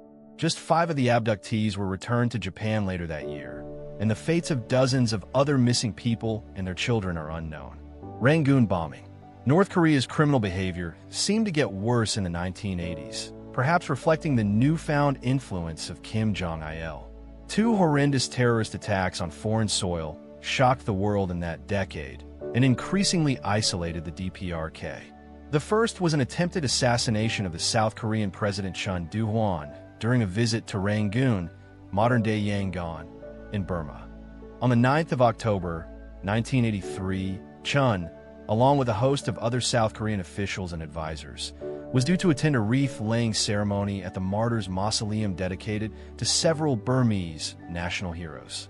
At 10:25 a.m., just before the ceremony was due to start, a bomb hidden in the building by North Korean agents exploded. The blast destroyed the memorial, killing 21 people and wounding 46. Among the dead were several high-ranking South Korean officials, including the foreign minister and the deputy prime minister, along with journalists and Burmese civilians. Luckily for President Chun, his car had been caught up in traffic and he escaped unharmed. North Korea was an obvious suspect, and police quickly identified 3 North Korean military officers who had secretly entered Yangon and received a package from a North Korean diplomatic mission, which was later found to have been explosives. Police closed in, but the suspects did not go easily. One suspect was killed in a firefight with police after taking down 3 police officers. The remaining 2 were captured after attempting to kill themselves with a grenade. One of these men, Kong Min-chul, avoided the death penalty by confessing the details of the crime and implicating the regime. The Rangoon bombing shattered North Korean relations with multiple countries, especially Myanmar, who were appalled that they would attempt not only to murder the leader of South Korea, but to do so at a sacred site within a neutral country. 1987 Korean Air Flight 858 1987 Korean Air Flight 858. The second and far worse crime occurred 4 years later aboard South Korean Air Flight 858. On the 29th of November, 1987, 2 North Korean agents working on Kim Jong-il's orders boarded Flight 858 using false Japanese passports and speaking Japanese taught to them by some of the captured Japanese citizens. The plane was flying from Baghdad to Seoul, with several stopovers in between. The agents secretly planted an explosive device disguised in an electronic radio in the luggage storage above their seats, then left the plane when it stopped over in Abu Dhabi. The plane continued on its journey unaware of the deadly package it carried. A few hours later, the bomb detonated over the Andaman Sea in Southeast Asia, killing all 115 people on board. The agents tried to flee through the Middle East, but were caught in Bahrain. They both tried to commit suicide, but only one succeeded.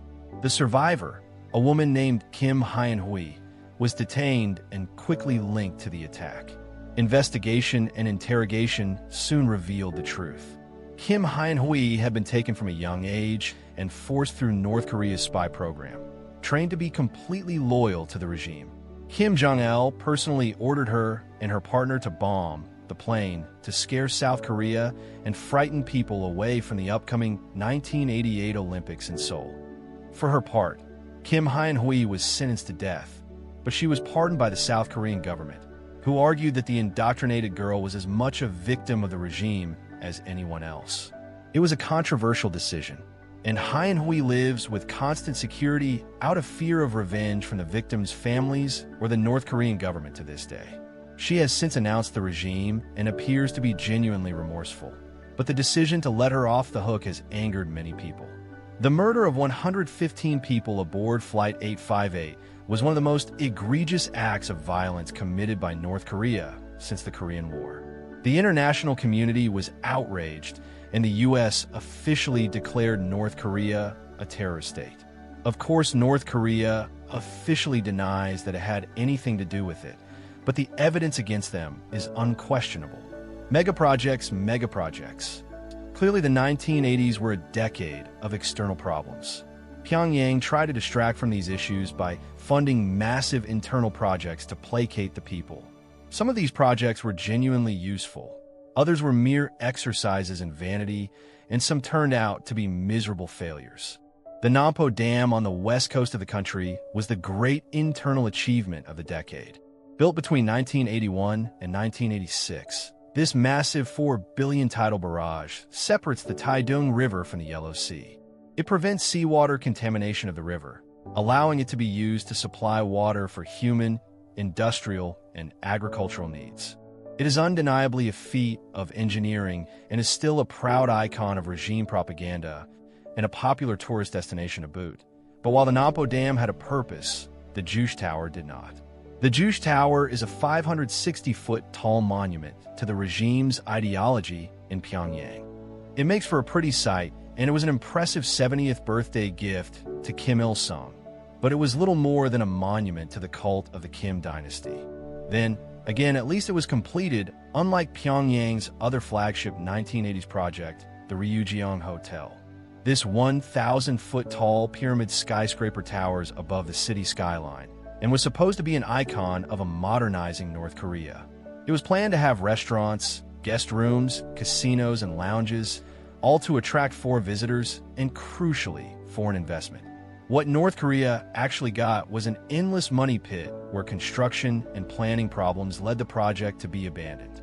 It was started in 1987, intended for Kim Il-sung's 80th birthday in 1992, but it was abandoned and is unfinished to this day.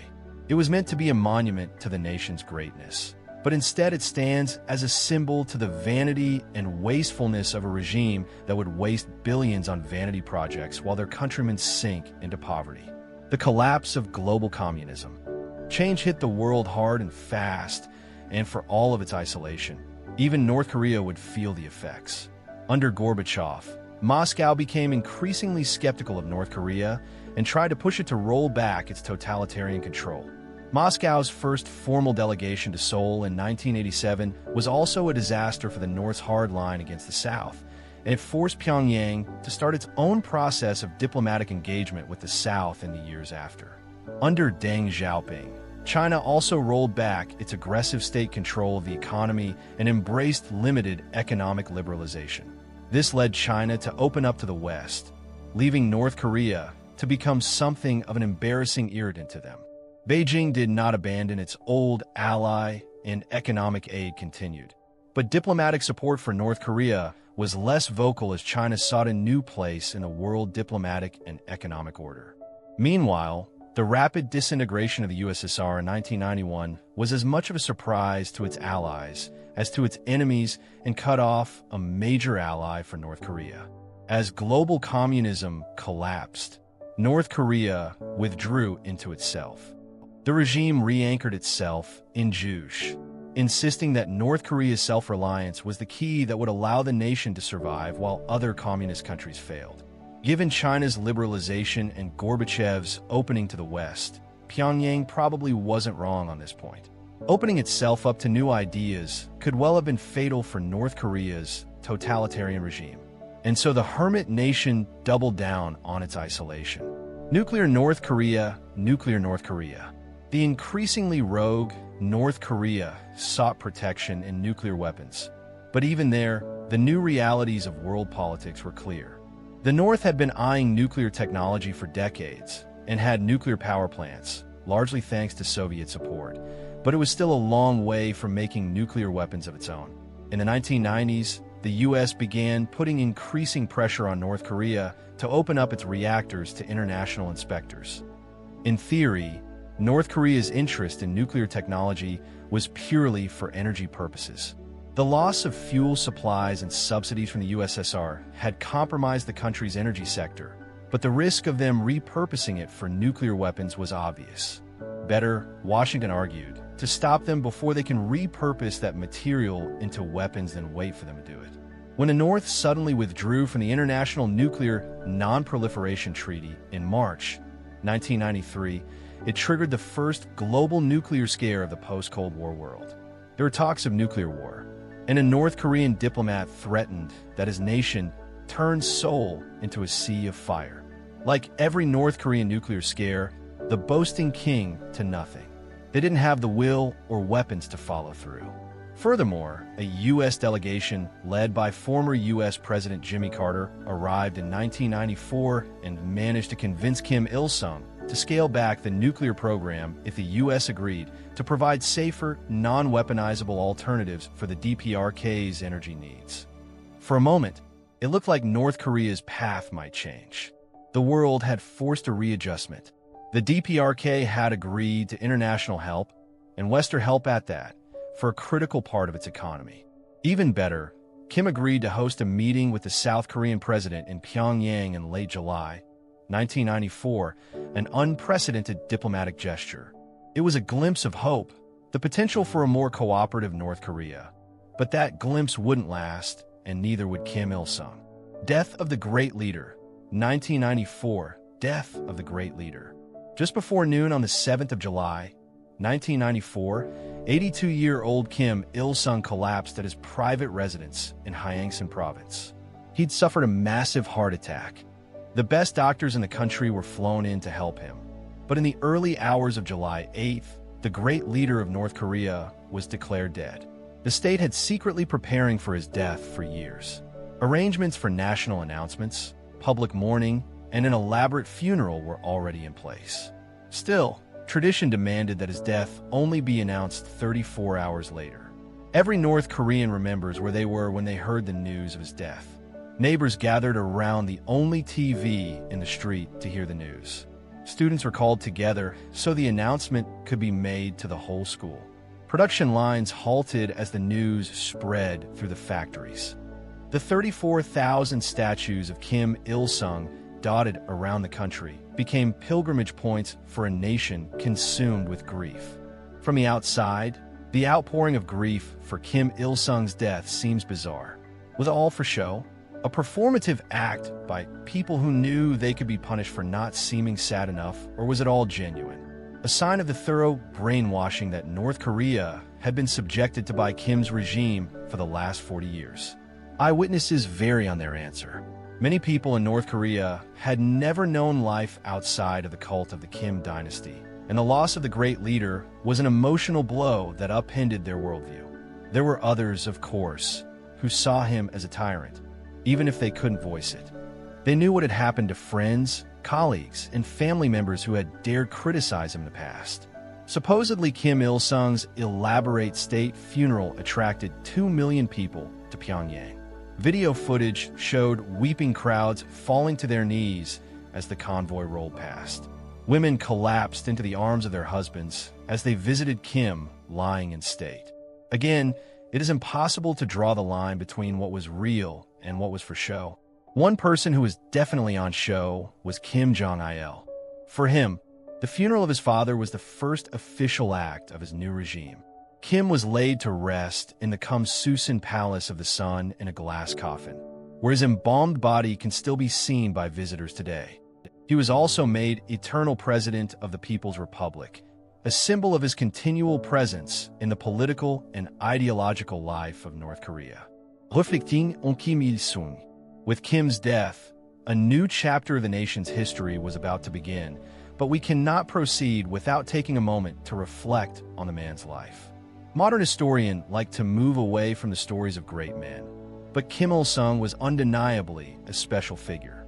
His personality, cult, and practical power made him the most important person in his nation for half a century, and he used that influence to reshape the lives of millions of people. Few people ever lived such an impactful life. Kim must have been disappointed. Despite his efforts to hide it, North Korea had fallen behind its southern enemies in prosperity, industry, technology, education, diplomacy, and more. The dreams of reunification seemed like a distant memory as Western military technology continued to eclipse their outdated Soviet-era weapons. Newfound diplomatic avenues between North and South showed that the North was starting to accept that its neighbor was here to stay. The continued economic rise of the capitalist nations, the liberalization of China, and the collapse of the USSR painted a grim picture for Kim's beloved Marxist-Leninist ideology. Many would say it was good riddance. Kim Il-sung directly or indirectly caused the deaths of millions of people between his wars, death camps, firing squads, and famines. For every person shedding a tear in the streets of Pyongyang, there were probably many more around the world celebrating the demise of one of the century's most brutal dictators. But if anyone hoped that the great leader's death would improve things in North Korea, they were about to be sorely disappointed. The reign of Kim Jong-il, 1994 to 2011, the reign of Kim Jong-il. The legend of Kim Jong-il. Kim Il-sung's death was rather sudden, but Kim Jong-il's rise had been anything but. Kim Jong-il had held an important place in the operation and propaganda of the regime for years. However, he was not his father. He lacked the true revolutionary pedigree and exciting life story of Kim Il-sung. If he was going to inspire the same loyalty and enthusiasm, his propaganda machine would have to work even harder. As a result, North Korean propaganda churned ridiculous stories about IL's life and skills to make up for his rather uninspiring life story. It was said he was born on a sacred mountain, and a new star appeared in the sky to mark his birth, or that his mood could change the weather. According to the propaganda, Kim was a creator and an innovator. He wrote hundreds of movie scripts and operas during his life on top of the many ideological works that flowed from his pen, like scriptures from the hands of a prophet. But maybe his greatest creation came in the 2000s when he invented a reward for outstanding students, a piece of meat stuck between two pieces of bread. The West quickly ripped off this stunning innovation and called it a hamburger, but North Korea knows the real truth. Kim was also a peerless sportsman. During his first game of bowling, he hit a perfect 300. Then, of course, there was his legendary golfing talent. Kim hit 11 holes in one in his first round of golf in Pyongyang, and he was so good that he decided to never play again. Why would he need to when he was already the best in the world?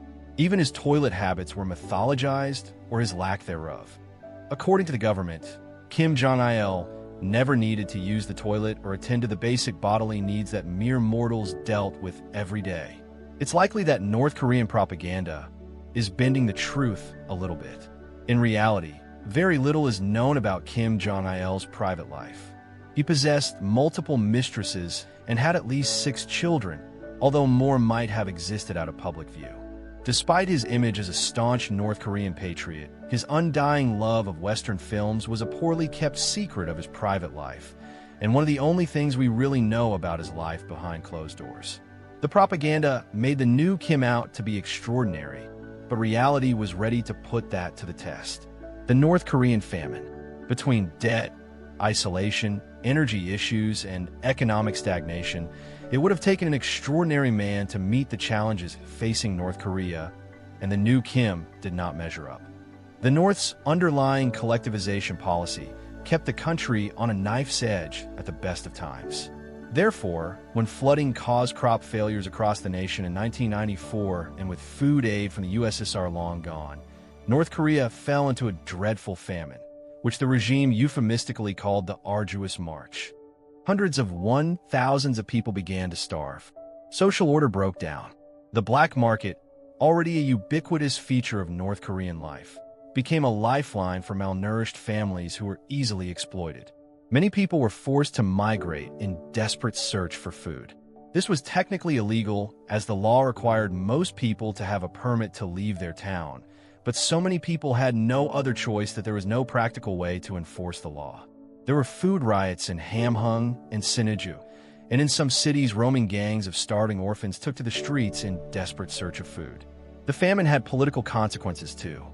A group of senior military officers headquartered in Hamhung City, one of the worst affected areas, held secret meetings in autumn 1995.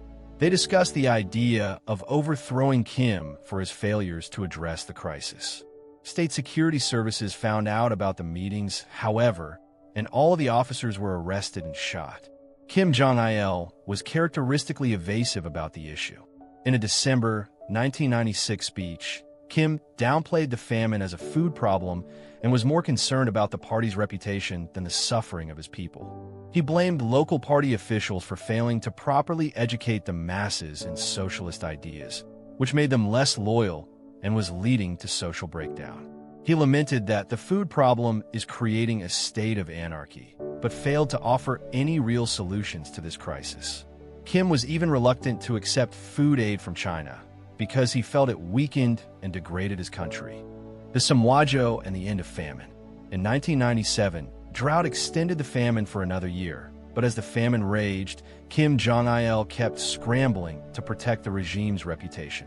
Kim made it illegal to utter the words famine or starvation in public or private. Violators could expect a visit from the Samwajo, a secret police force established in 1996 to target those who tarnished the government's image amidst the famine. No one was safe from the Samwajo. The agricultural secretary of the party was executed by firing squad on their orders. The general party secretary was tortured to death, and numerous provincial and municipal party leaders disappeared, never to be seen again. In all, over 10,000 people were killed, and another 15,000 were put into concentration camps by this shadowy organization. Despite their efforts to hide it, though, international observers and NGO workers soon exposed the extent of the crisis. By the late 90s, Pyongyang was forced to accept food aid, which finally brought the crisis under control, but not before countless people had perished. Pyongyang's official estimate is that 220,000 people died during the famine. International observers insisted was higher, anywhere between 600,000 and 3.5 million. The Battle of Yeonpyeong Island. The famine might explain one of the biggest skirmishes between North and South since the armistice. North Korea was always unhappy with the armistice's naval boundary that gave South Korea control over several islands and valuable fishing spots in the Yellow Sea. With North Koreans starving, those fishing grounds looked awfully tempting to the regime. In June 1999, North Korea sent out small fleets of patrol and fishing boats across the naval boundary near Eun-hee Island. Naturally, South Korea responded with their own patrols, but neither side wanted to restart the war over some fish. For several days, North Korean ships would cross the boundary, antagonize the South Koreans, and then retreat back. Each time, both sides sent a few more ships and started to bring in heavily armed torpedo boats to intimidate their opponents. After a week of this, South Korea launched a bumping offensive. Basically, the ships started ramming each other. This carried on for a few days, and ships on both sides were damaged. It was risky, since accidentally sinking a ship could make things worse, or one of the military ships could panic and turn it into a shooting offensive instead. Unfortunately, that's exactly what happened on the 15th of June. A North Korean patrol boat panicked after surrounded by South Korean ships and opened fire with its cannons. The South Koreans shot back, and for 15 minutes, the war was back on. In the end, one North Korean ship was sunk and 5 others were badly damaged. At least 17 North Korean sailors died, but the South Koreans only had a few minor injuries. The North Koreans limped back to safety. The Battle of Yeonpyeong Island was over, but the peninsula braced itself for the consequences and a potential restart of the war. Fortunately, nothing came of it. North Korea had learned its lesson for now. North Korea propaganda told the people that they had won a tremendous victory and sunk at least 10 South Korean battleships, and then quickly buried the event. Sungun. The Battle of Yeonpyeong Island was a poor showing for the DPRK. which must have stung for Kim Jong-il. Although he never served on the front line himself, Illinois was obsessed with the military. He had been appointed to the Military Commission in 1980 and had been made Supreme Commander of the Korean People's Army in 1991, giving him years of prior experience overseeing military affairs. Kim's enthusiasm for the military was expressed through his ideal of Sun Gun, or military first. Kim placed the military at the center of public life, ramping up military propaganda and placing its needs at the top of government priority lists. By Song-in's logic, it was the military, not the common people, who acted as vanguards for the revolution, and it was they who were the key to North Korea's long-term survival. The military became the model for all of society. Military discipline, obedience, and loyalty were to be emulated by all people in all aspects of North Korean life. Propaganda re-centered the soldier and cast all citizens as soldiers in the endless war against the DPRK's enemies. Free markets in North Korea. Kim didn't neglect the economy either, but his indecisiveness and ineffectiveness did little to help anyone. Sungun itself did provide some economic improvement. There were plenty of jobs to be had in upgrading the military, not to mention in conscription, but those alone weren't enough to address the country's obvious economic shortcomings.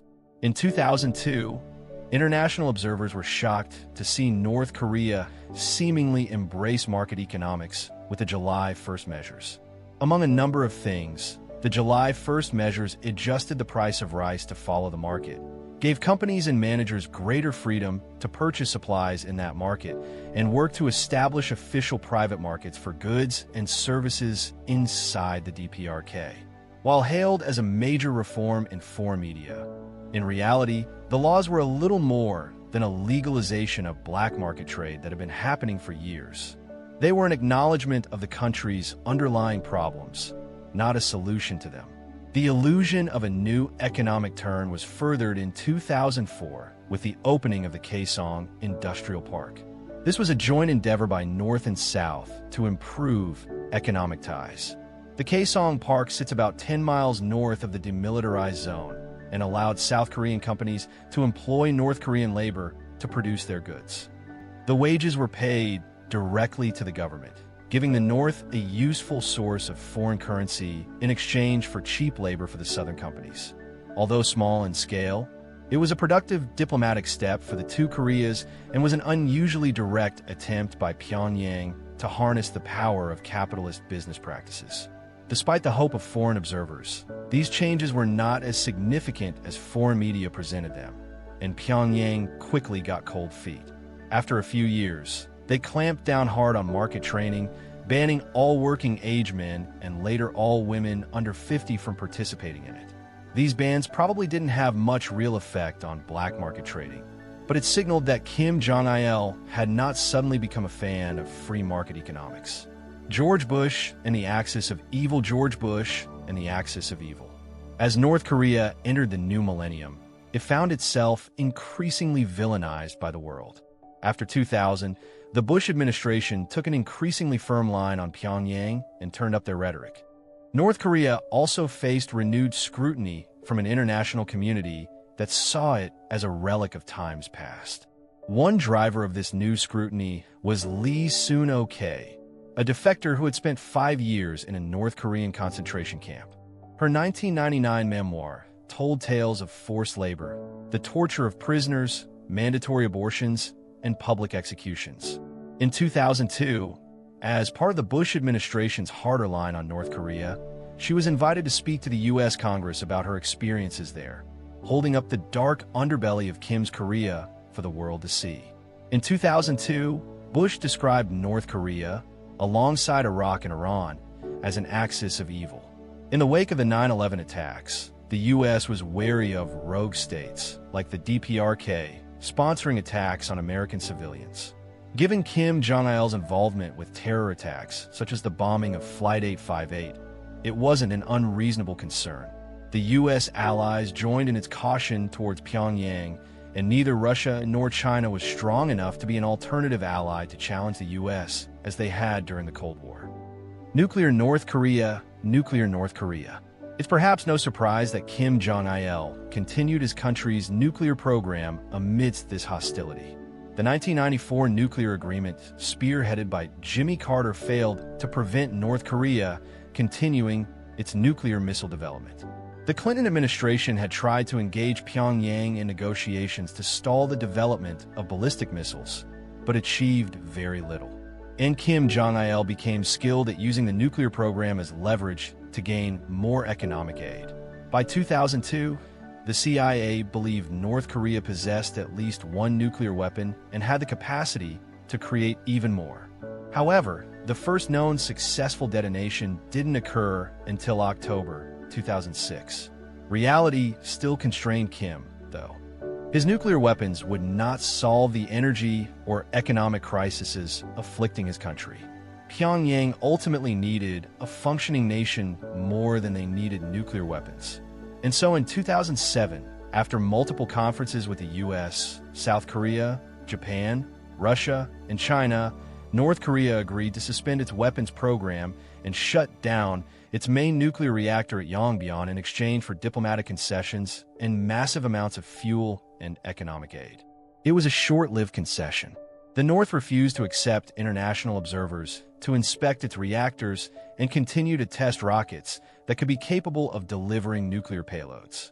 When the UN sanctioned them, the DPRK announced it was resuming its weapons program and reactor operations in full capacity. The one revaluation crisis of 2009. The biggest stumble of Kim's regime probably came with the disastrous money reforms in 2009. That year, Pyongyang had the bright idea of reforming the currency.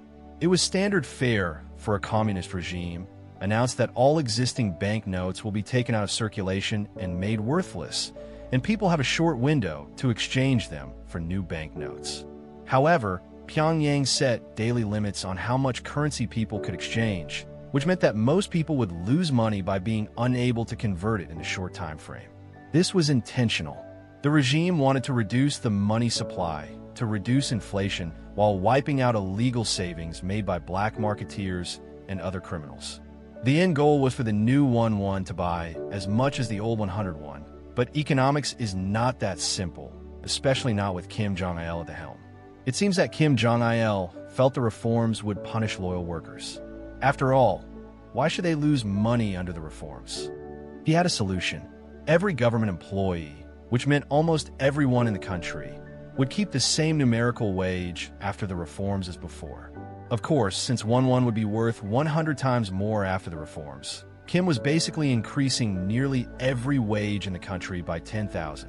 Obviously, this was a catastrophe. The reforms produced confusion, chaos, and colossal inflation. Prices soared. The government tried to control them, but reality forced people to ignore the price caps. The regime was forced to close markets and shops to try and rein things in. Economic confusion and panic produced shortages of basic goods. These reforms affected everyone from peasants to generals, and perhaps for the first time ever, the idea that the regime might be overthrown became a real possibility. Foreign students remembered North Koreans openly complaining about the policy, and one North Korean diplomat angrily told a foreign representative that the government doesn't understand what it's doing. Never had criticism of the regime by its own citizens been so public or so widespread. By April of 2010, however, conditions had stabilized. As people figured out the actual value of money, the economy started to function properly again. Soon after, the government rolled back almost all bans on market activity and explicitly ordered local authorities not to intervene in markets except to deal with illegal goods. The revaluation debacle was almost certainly Kim Jong-il's doing. One historian described him as comically incompetent on economic issues, and only he could have proposed such an obviously stupid plan without anyone criticizing it. Several high-ranking officials, including the head of economic policy in the KWP, were scapegoated and executed or arrested, and the regime quickly buried the event and denied anything bad happened. It might not be the most exciting episode in North Korean history, but it might well be the closest the regime came to collapsing from within. Skirmishes with South Korea. Internal problems did not stop North Korea creating external problems for itself. Though, Kim apparently hadn't let go of the dispute over fishing grounds in the Yellow Sea that had spilled over into skirmishes early into his reign. North and South again exchanged fire over fishing rights off Daecheong Island in November 2009, resulting in an uncertain number of North Korean casualties. Given the tension in the area, it was natural for South Korea to keep ships nearby. One of those ships was the ROKS Cheonan. On the night of the 26th of March, 2010, the Cheonan was suddenly rocked by an explosion. The shocked crew scrambled to save her, but within 10 minutes, the ship had broken in half and sunk just off the coast of Bunyan Island. 46 of its 104 crew drowned. South Korean officials scrambled for an explanation. There were no reports of conflict or North Korean ships in the area. An extensive investigation eventually determined that a North Korean torpedo had detonated beneath the ship. Fragments of the torpedo were recovered, and it was concluded that a small North Korean submarine had fired on them. Pyongyang denied the accusation and was supported by both China and Russia. Counter-arguments claimed that the Cheonan had collided with the sea floor and caused damage that led to the sudden explosion, or that it had struck a sea mine. Several academic studies have failed to settle on an explanation, but South Korea and its allies continued to believe that North Korea was responsible. The sinking of the Cheonan caused relations to nosedive, and rhetoric on both sides heated up in the following years. These tensions led to another engagement between North and South at Yeonpyeong Island. When South Korean forces performed naval exercises around the disputed island, North Korea fired almost 200 artillery shells at homes and military installations, which killed 4 people and injured around 20. The South fired back and killed 10 North Korean soldiers before both sides ceased fire. The North blamed the South for provoking them with military exercises, while the South insisted that the North bore full responsibility for opening fire without just cause. It is possible that the North was trying to make a statement against South Korea's admittance to the G20 earlier in 2010. Whatever the reason for the attack, it's likely Kim Jong-il himself was involved. He had visited one of the artillery bases where shells had been fired from the day before, and such a blatant provocation would have needed high-level approval. But if Kim Jong-il really was committed to armed provocation, then South Korea was about to catch a lucky break. Death of a dictator, death of a dictator. In 2011, death once again struck the Kim regime without warning. On the 19th of December, the government announced the sudden death of Kim Jong-il from a heart attack 2 days earlier. Speaking in Korean, it claimed he'd been traveling aboard his personal train when he suffered the fatal attack. South Korean intelligence was skeptical of his claim since their spies reported that his train hadn't moved around the time of his death. But whatever the real circumstances of his death were, have been completely buried by the regime. As with his father's death, the DPRK was consumed with scenes of grief and distress. Crowds wept as they listened to the announcement, and his funeral was an elaborate spectacle for the tearful masses. Once again, how sincere these displays were is up for debate. Kim Jong-il had officially ruled for less than half the length of his father's reign, and unlike his father, had not thrown out any Japanese occupiers or waged any wars against its great enemies. IL's reign was also one of clear economic deprivation, of famine, and of North Korea's further decline into a pariah state, and even the laughingstock of the international community, who only got taken seriously when it threatened to destroy the world, promises it almost certainly couldn't back up. Still, the propaganda machine didn't slow down for his death any more than it did for his life. According to the regime, storms paused and the sky glowed red at the moment of his death. He was given the posthumous internal title of Grand Marshal, a symbol of his focus on the military and a sign of how important the military had become to the regime under his leadership. It was time for a new Kim to take power, but unlike Kim Jong-il, who had almost 2 decades of experience in politics under his belt, the newcomer to the throne was untested, inexperienced, and an unknown quantity for the rest of the world, Kim Jong-un. The reign of Kim Jong-un, 2011 present, the reign of Kim Jong-un. Kim Jong-il's origins. Unlike his father, Kim Jong-un was not originally meant to be his father's successor. His elder half-brother, Kim Jong-Nam, was the intended heir until he embarrassed the nation by getting caught using a fake passport to visit Disneyland, Tokyo in 2001. The new Kim had actually spent a large part of his childhood outside of North Korea. He spent most of the 1990s being educated in Europe, first in Switzerland and then in Germany. By all accounts, Kim Jong-un was a normal kid. Apparently, he was a quiet but generally pleasant young man, and no one could have expected that he was destined to be a totalitarian dictator. He loved basketball from a young age and remains a fan to this day, and classmates remember he was into video games too. Kim returned to North Korea to study at Kim Il-sung University, and very little is known about his life until his father suffered a small stroke in 2008. This health scare forced Kim Jong-il to consider succession, and in 2009, word spread through the ranks of the KWP that a new heir had been chosen.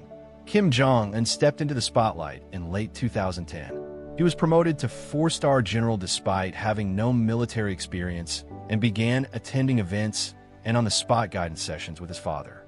Propaganda had signaled him as the heir apparent, but he was never actually announced as such before his father's demise. It must have been a shock to find power falling into his hands so soon, for him and everyone else in Pyongyang.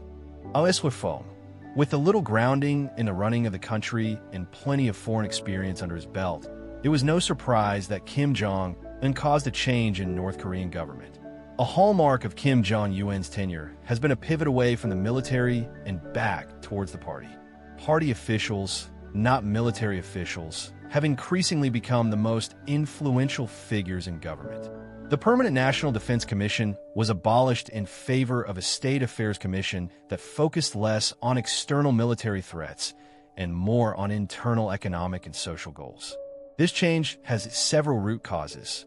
The first might be that Kim Jong-un himself does not have strong military credentials.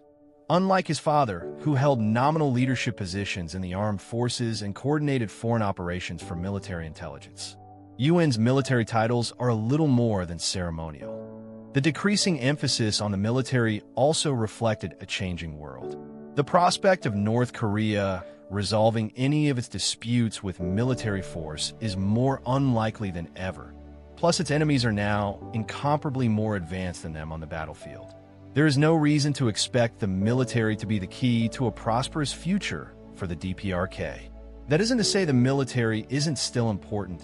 Of course it is. However, it is not the absolute priority of Eun's regime as it was for his father, and the generals seem to have lost their place in favor of the party apparatchiks and industrial managers. The purge of Jang Song-thaek. Given the power of the Kim cult, it was perhaps inevitable that the biggest threats to the regime would emerge within the family. Kim Jong-un came to see one in his uncle, Jang Song-thaek. Song-thaek was a veteran administrator with decades of experience and many loyal allies in the regime. The prospect of him succeeding his brother, Kim Jong-il, had been a possibility considered by foreign intelligence and, it seems, in the corridors of power in Pyongyang. The old guard of Pyongyang cannot have been thrilled to be led by a young, inexperienced Kim Jong-un. So Jang represented a potential alternative. At first, Jang maintained significant power under his nephew's regime. He took a leading role in diplomatic relations with China and continued to exercise significant influence over policy. However, by late 2012, Kim Jong-un began pushing him out of power. He was moved out of diplomatic affairs and excluded for national security meetings. The breaking point appears to have been over fish. Jang and Un had a falling out over control over fisheries in the Yellow Sea. Details are vague, but the New York Times reported that gunfire was exchanged between forces loyal to Jang and those loyal to Kim Jong-un. Shortly after, Jang was stripped of his post, accused of treason, and arrested. A scathing 3,000-word statement declared Jang a traitor who worked to undermine the DPRK for decades. He was accused of countless crimes ranging from conspiracy to corrupt the youth, right down to half-heartedly clapping. Jang was executed by firing squad on December 12, 2013. Some of Jang's allies also fell from grace. Most harshly of all, the deputy security ministers, Oh Sang-han, who was burned to death with a flamethrower in 2014. It was the most high-profile purge in the DPRK's history and a powerful statement of Kim Jong-un's power, which showed that he was no less ruthless than his predecessor's Kim Jong-un's image. That being said, Kim has tried to show himself as a softer, more friendly leader than his father. Kim Il-sung and Kim Jong-il had projected the image of a paternal but firm military leader with deep ideological commitments.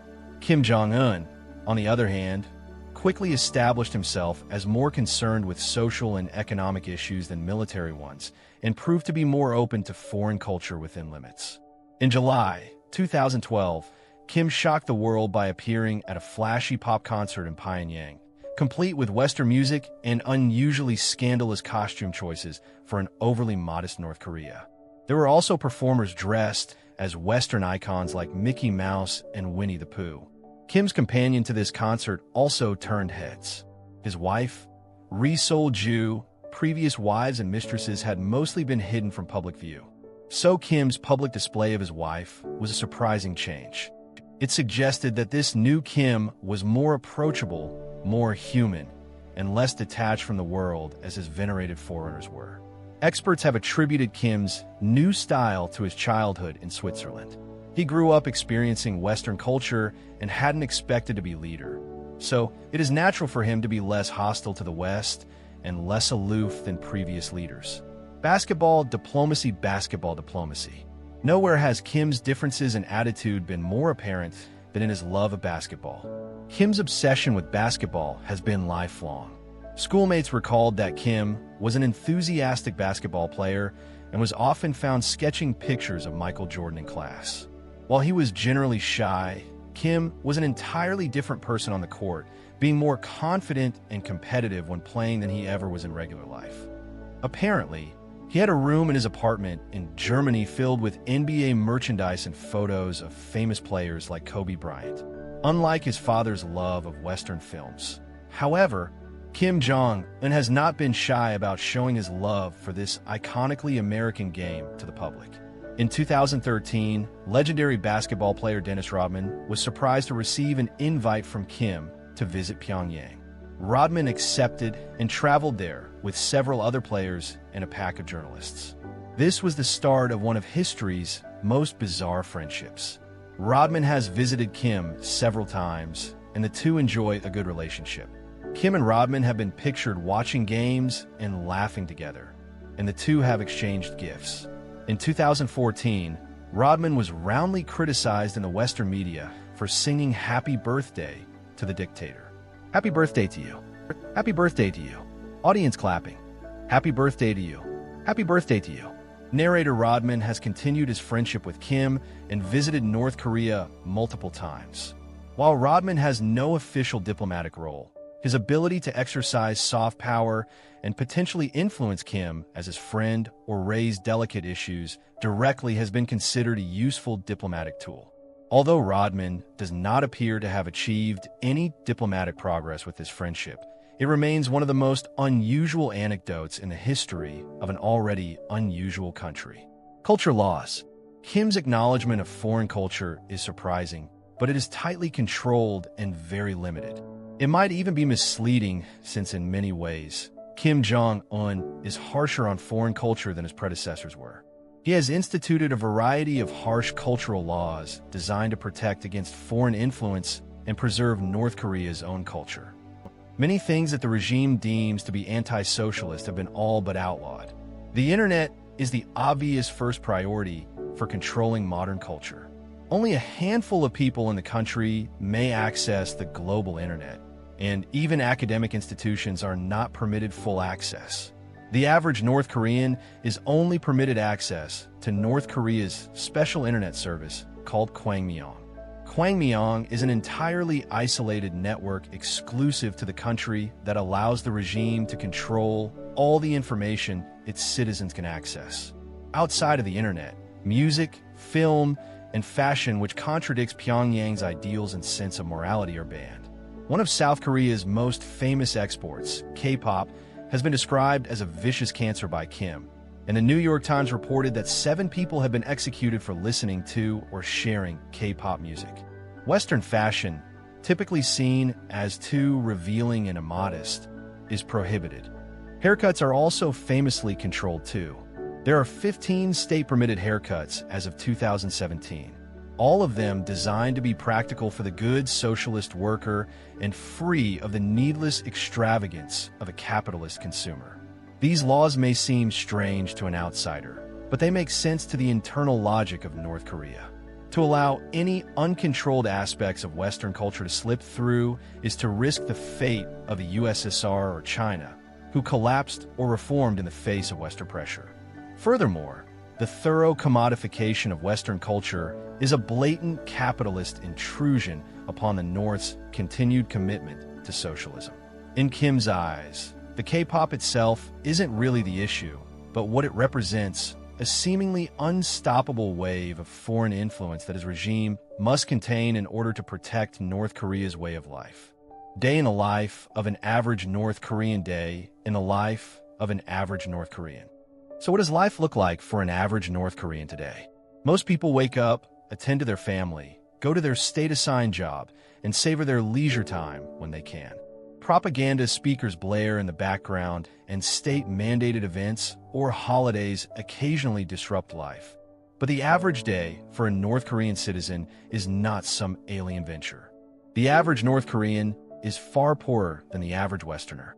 They do not have access to the same diverse range of food, heaps of modern technology, fancy clothes, or other luxuries.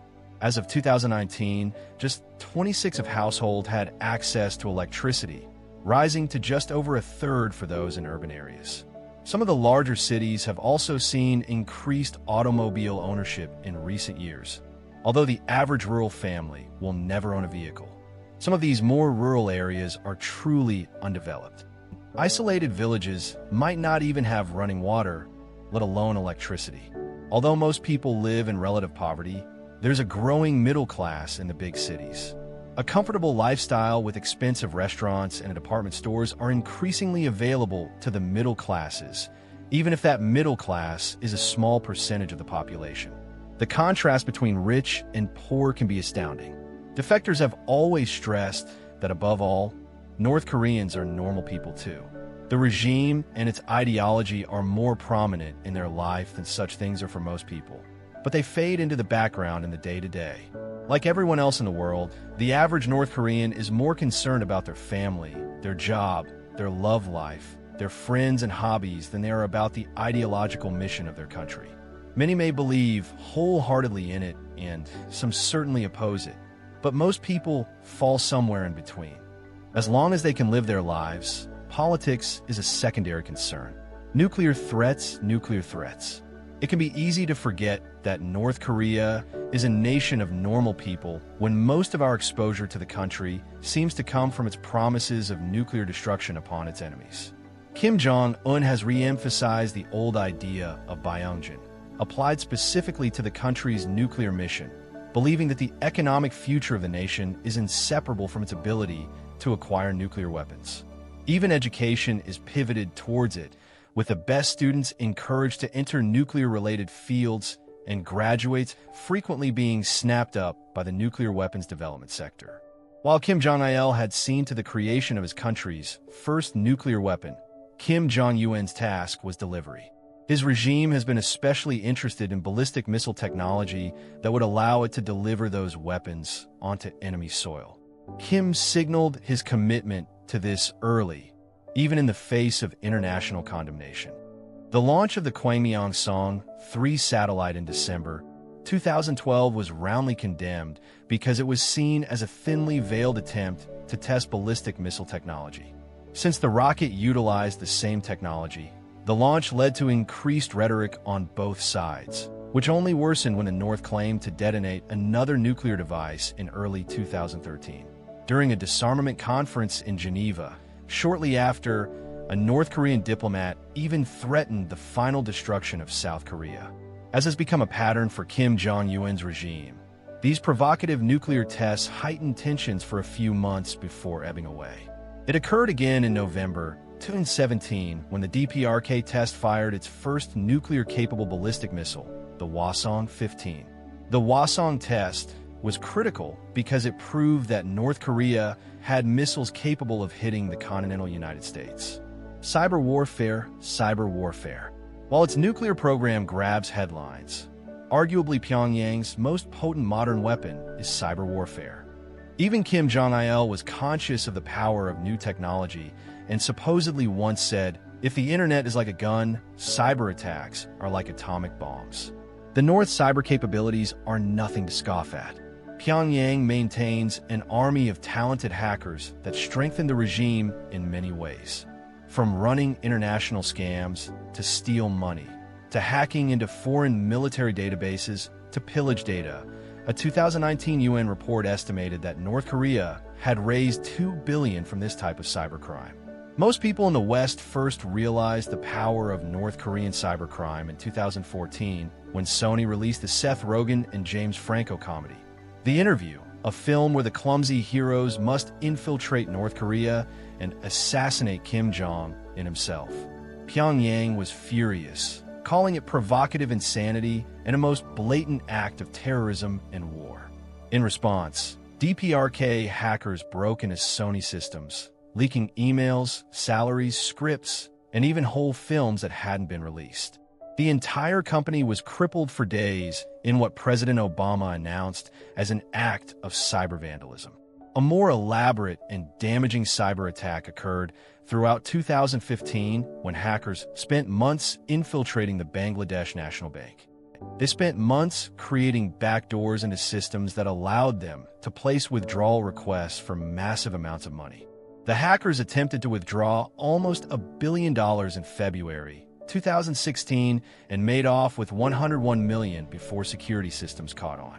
That same year, North Korean hackers stole over 200 gigabytes of top-secret military intelligence from South Korea in 2016, including detailed plans for a conflict with the North and an assassination plot for Kim Jong-Un. Probably the worst cyber attack was a 2017 ransomware attack where around 300,000 computers across the world were struck with a crypto worm. North Korean hackers targeted computers belonging to numerous organizations, ranging from Microsoft to the British National Health Service, demanding payment in Bitcoin for the attack to stop. It took over 7 hours for the attack to be contained and several days for it to be fully stopped. And in that time, it caused billions in damages. The world has adapted to North Korea's capabilities and governments now take the threat extremely seriously, but it is only a matter of time until Pyongyang's hackers strike again. Education. Of course, building that hacking network requires education, and that is something that the regime has also taken seriously since its inception.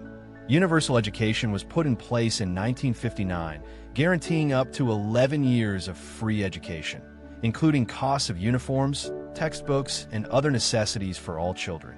Official statistics assert that almost all children are enrolled for education in North Korea, and while some surely slipped through the cracks, all evidence supports the idea that education is one area that the DPRK has succeeded with. In 2012, Kim Jong-un expanded and adjusted that education provision. Now the state guarantees 12 years of education on a 6-3 system of 6 years in elementary, 3 in middle school, and 3 in high school. Of course, propaganda is a big part of that education. The history of the revolution and the deeds of the Kim dynasty are mandatory subjects in school, but North Korean children also receive a robust education in literacy, mathematics, and other subjects that stand up to the education available in most developed countries. Higher education is more limited. Being so closed off, North Korea has a small community of academics and very little chance to participate in global academic debate. Higher education, therefore, focuses on producing practical skills, especially in fields that have military applications. The peak of the higher education period is Pyongyang's Kim Il-sung University. With 16,000 students, it is by far the largest and best-funded university in the country. In recent years, Kim Jong-un has opened the country to limited academic exchange. Several hundred students, mostly Chinese, are permitted to study in North Korea, although they are closely watched. Increasingly, the most exceptional and trustworthy North Korean students have been granted permission to study abroad. The regime has long recognized that North Korean education cannot match that available elsewhere, or else Kim Jong-Un himself would have been fully educated in country. And these students offer a chance to bring foreign knowledge and skills back for the benefit of the DPRK. Tourism in North Korea. Tourism in North Korea. Students aren't the only people coming into North Korea more often since Kim Jong-Un took power. As of 2013, tightly controlled and well-monitored tourist groups have been allowed to enter North Korea. This is no simple holiday. Regime officials travel with tour groups everywhere. Itineraries must be adhered to without question, and tourists may not ask unapproved questions or enter unapproved places during their time in the DPRK.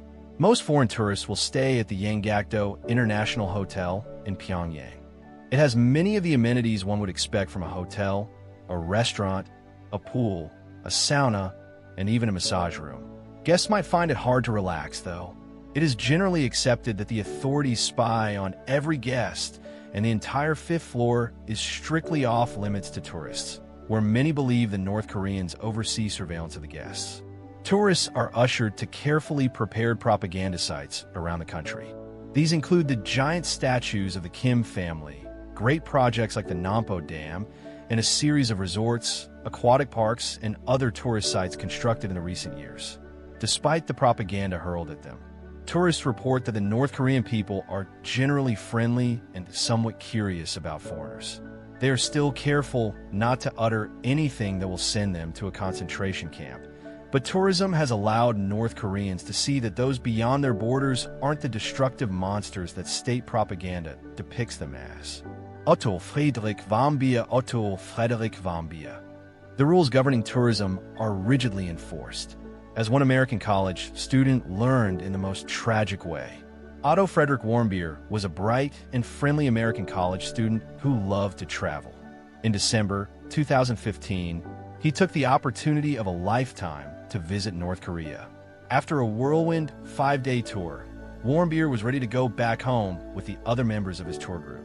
However, as he waited in the terminal, 2 North Korean soldiers approached him and took him away.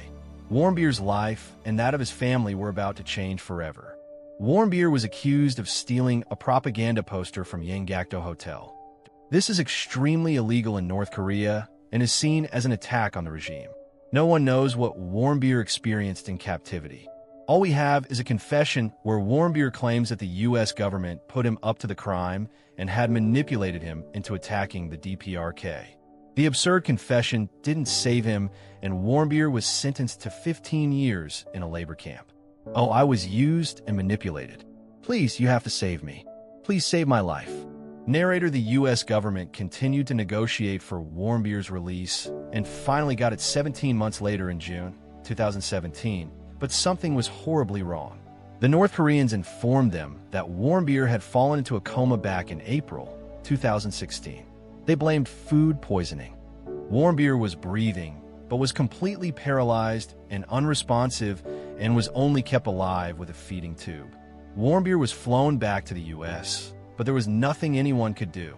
Doctors believe his brain had been deprived of oxygen, causing permanent brain damage.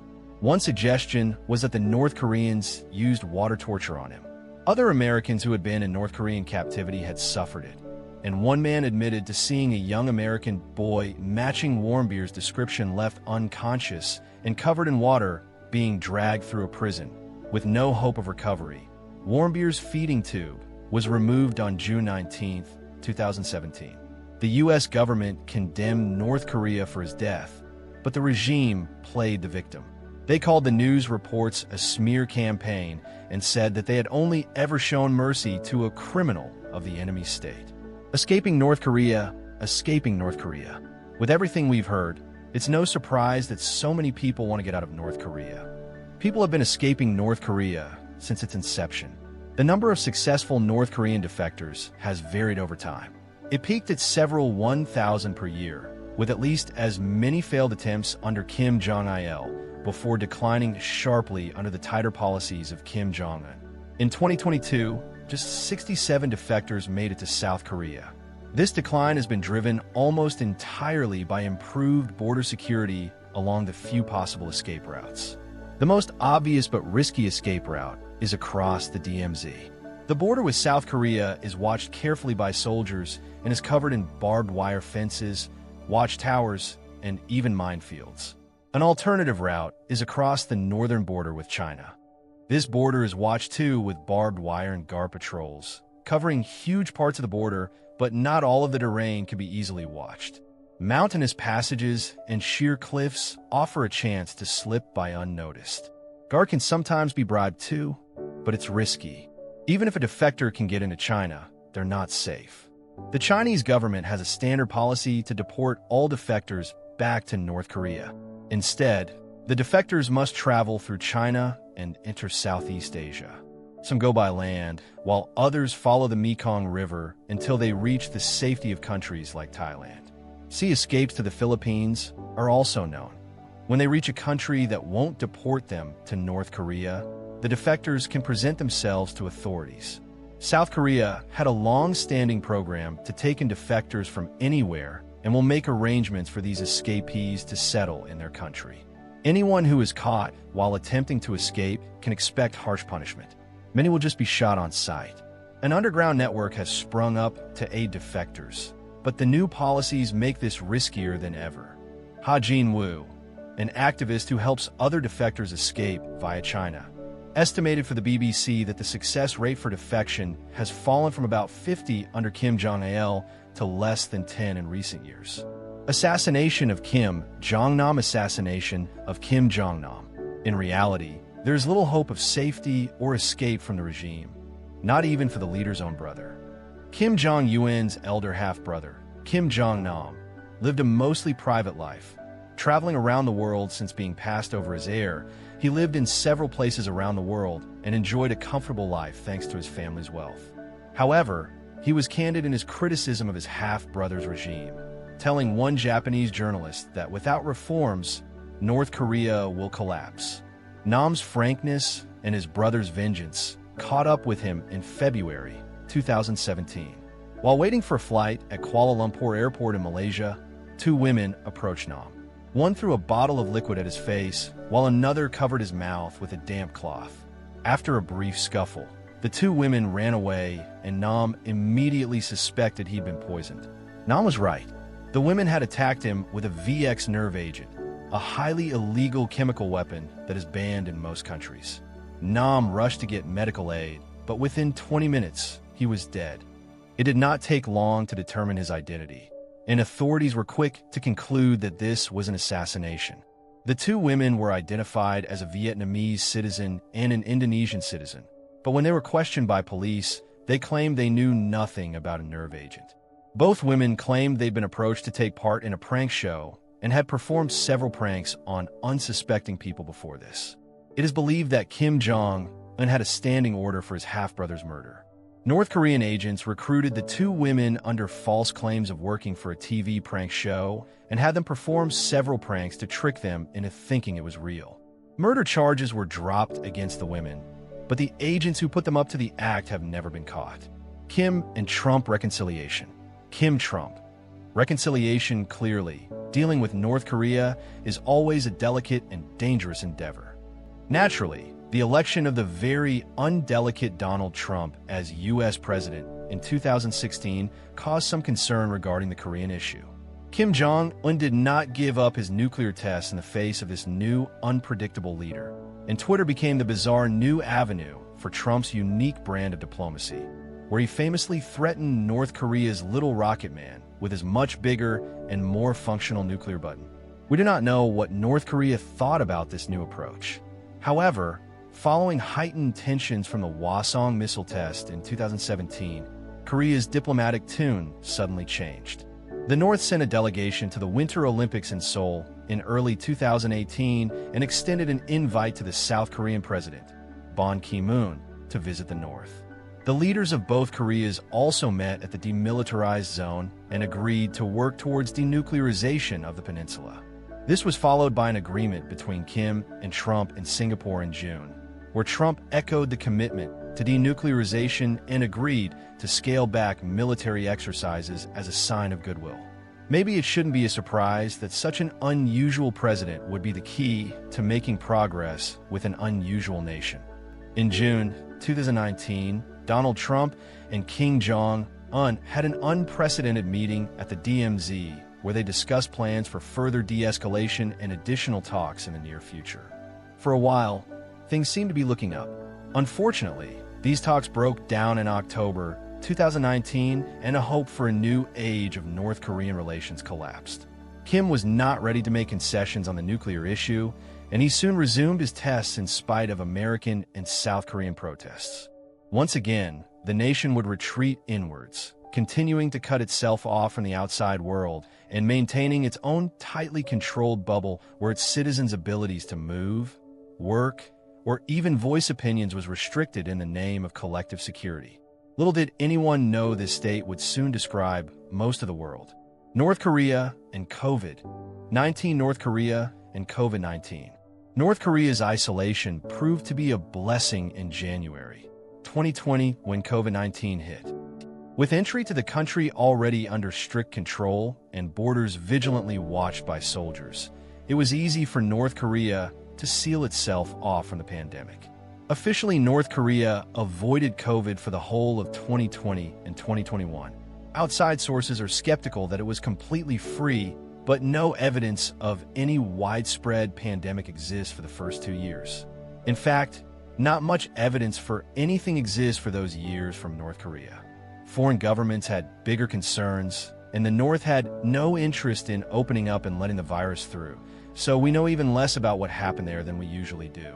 We do know that North Korea took COVID extremely seriously. Strict lockdowns were put in place, and thorough quarantine procedures were established for anyone with symptoms resembling COVID. When a single COVID-19 case was rumored in the city of Kaesong, Kim Jong-Un locked down the whole city for 3 weeks. It was a false alarm, but it shows how harsh Kim's response to the pandemic was. It was reported that violators of North Korea's movement restrictions were executed, and in one case, the North Korean Navy killed a South Korean fisherman and sunk his ship because he posed a COVID risk. International trade almost completely stopped, and the regime rolled back its public parades, citing health concerns. However, given how tightly controlled life usually was in North Korea, the pandemic was much less of a change there than it was for most people in the world. North Korea's late pandemic. However, these measures weren't enough to escape entirely. North Korea announced its first COVID case to the world on the 12th of May, 2022. The government declared a national emergency, and Kim issued a statement saying that the nation faced its greatest challenge since the revolution. With reports of starvation due to food shortages on top of North Korea's poor medical system, outside observers feared a catastrophe. The fact that Pyongyang had turned down multiple vaccine offers was also a big concern. North Korea insisted that other countries that needed them more get them first, although some saw the stubbornness of Jewish ideology at the core of their refusal, and there were fears that this decision would backfire. Fortunately, North Korea only faced the much less deadly Omicron variant. What happened next is up to whether you trust government statistics. Although almost 5 million cases were reported in a matter of months, hitting 20 of the country's population, only 74 people were reported to have died, and the pandemic fizzled out by September. Most scholars on the topic believe the actual death toll is higher, probably in the 1,000s, but probably far smaller than the death toll seen in South Korea or other countries that faced the deadlier early waves. Like the rest of the world, North Korea emerged from the pandemic shaken and facing the prospect of a new and uncertain future. North Korea in 2023. 2023 has been a relatively quiet year for North Korea. It has continued its missile tests and issued its usual bluing statements about destroying the US and South Korea if they provoke them, but nothing out of the ordinary. In May, they tried to launch their first spy satellite based on technology from its ICBM project, but the rocket crashed into the sea after launch. They tried and failed again in August and will no doubt try further tests in the future. North Korea grabbed headlines in late July with the rare defection of a US soldier across the border. Private Travis King was stationed in South Korea, and was taking a walking tour of the border when he suddenly ran away from his group and crossed into North Korean territory. King, who is black, blamed racism and mistreatment in the US for making him defect. In truth, it probably had to do with him facing punishment for an assault he committed in South Korea. King was released back to US custody in September, and his fate is yet to be decided. Pyongyang has also grabbed headlines for its tacit support of Russia's invasion of Ukraine. Kim Jong-Un met Vladimir Putin in September to discuss the possibility of supplying weapons for the war effort. Kim, like Putin, sees the conflict as a proxy war against its great enemies in the United States and NATO. Things are quite different today than from the 1950s, but Pyongyang and Moscow still see themselves as allies in an endless confrontation against the capitalist Western powers. Whether that war ever comes, and whether the Kim regime will be around to see it, is anyone's guess. The future of North Korea. It has been said that North Korea has two paths to collapse: to reform or not to reform. To continue unchanged will inevitably bring about collapse as the world leaves it behind, but mismanaged reform that doesn't do enough or does too much too quickly risks toppling the system altogether. Back in 2011, Kim Jong-Nam, who might be expected to have known a thing or two about his family's regime, commented that the North Korean leadership is stuck in a bind. Without reforms, the country's economy will go bankrupt, but reforms are fraught with the danger of systemic collapse. Kim Jong-un seems to be trying to forge a middle path. Kim's internal shift away from military power, his openness to tourism and education, and his embracing of modern technology and some limited foreign culture hints at a prospect of change. However, the ever tighter grip the regime wields over its people, its stronger border enforcement, and its continued nuclear threats show that Pyongyang is far from ready to set aside its old ways and seek a new path of peace and cooperation. As global tensions increase between the West and both Russia and China, North Korea continues to be anchored to its old allies, even if it increasingly feels like a bizarre relic of a bygone era. Meanwhile, the contrast between North and South is extreme. Per capita income in the South is about 15 times higher than the North, by far the largest income gap between two nations that share a land border anywhere in the world.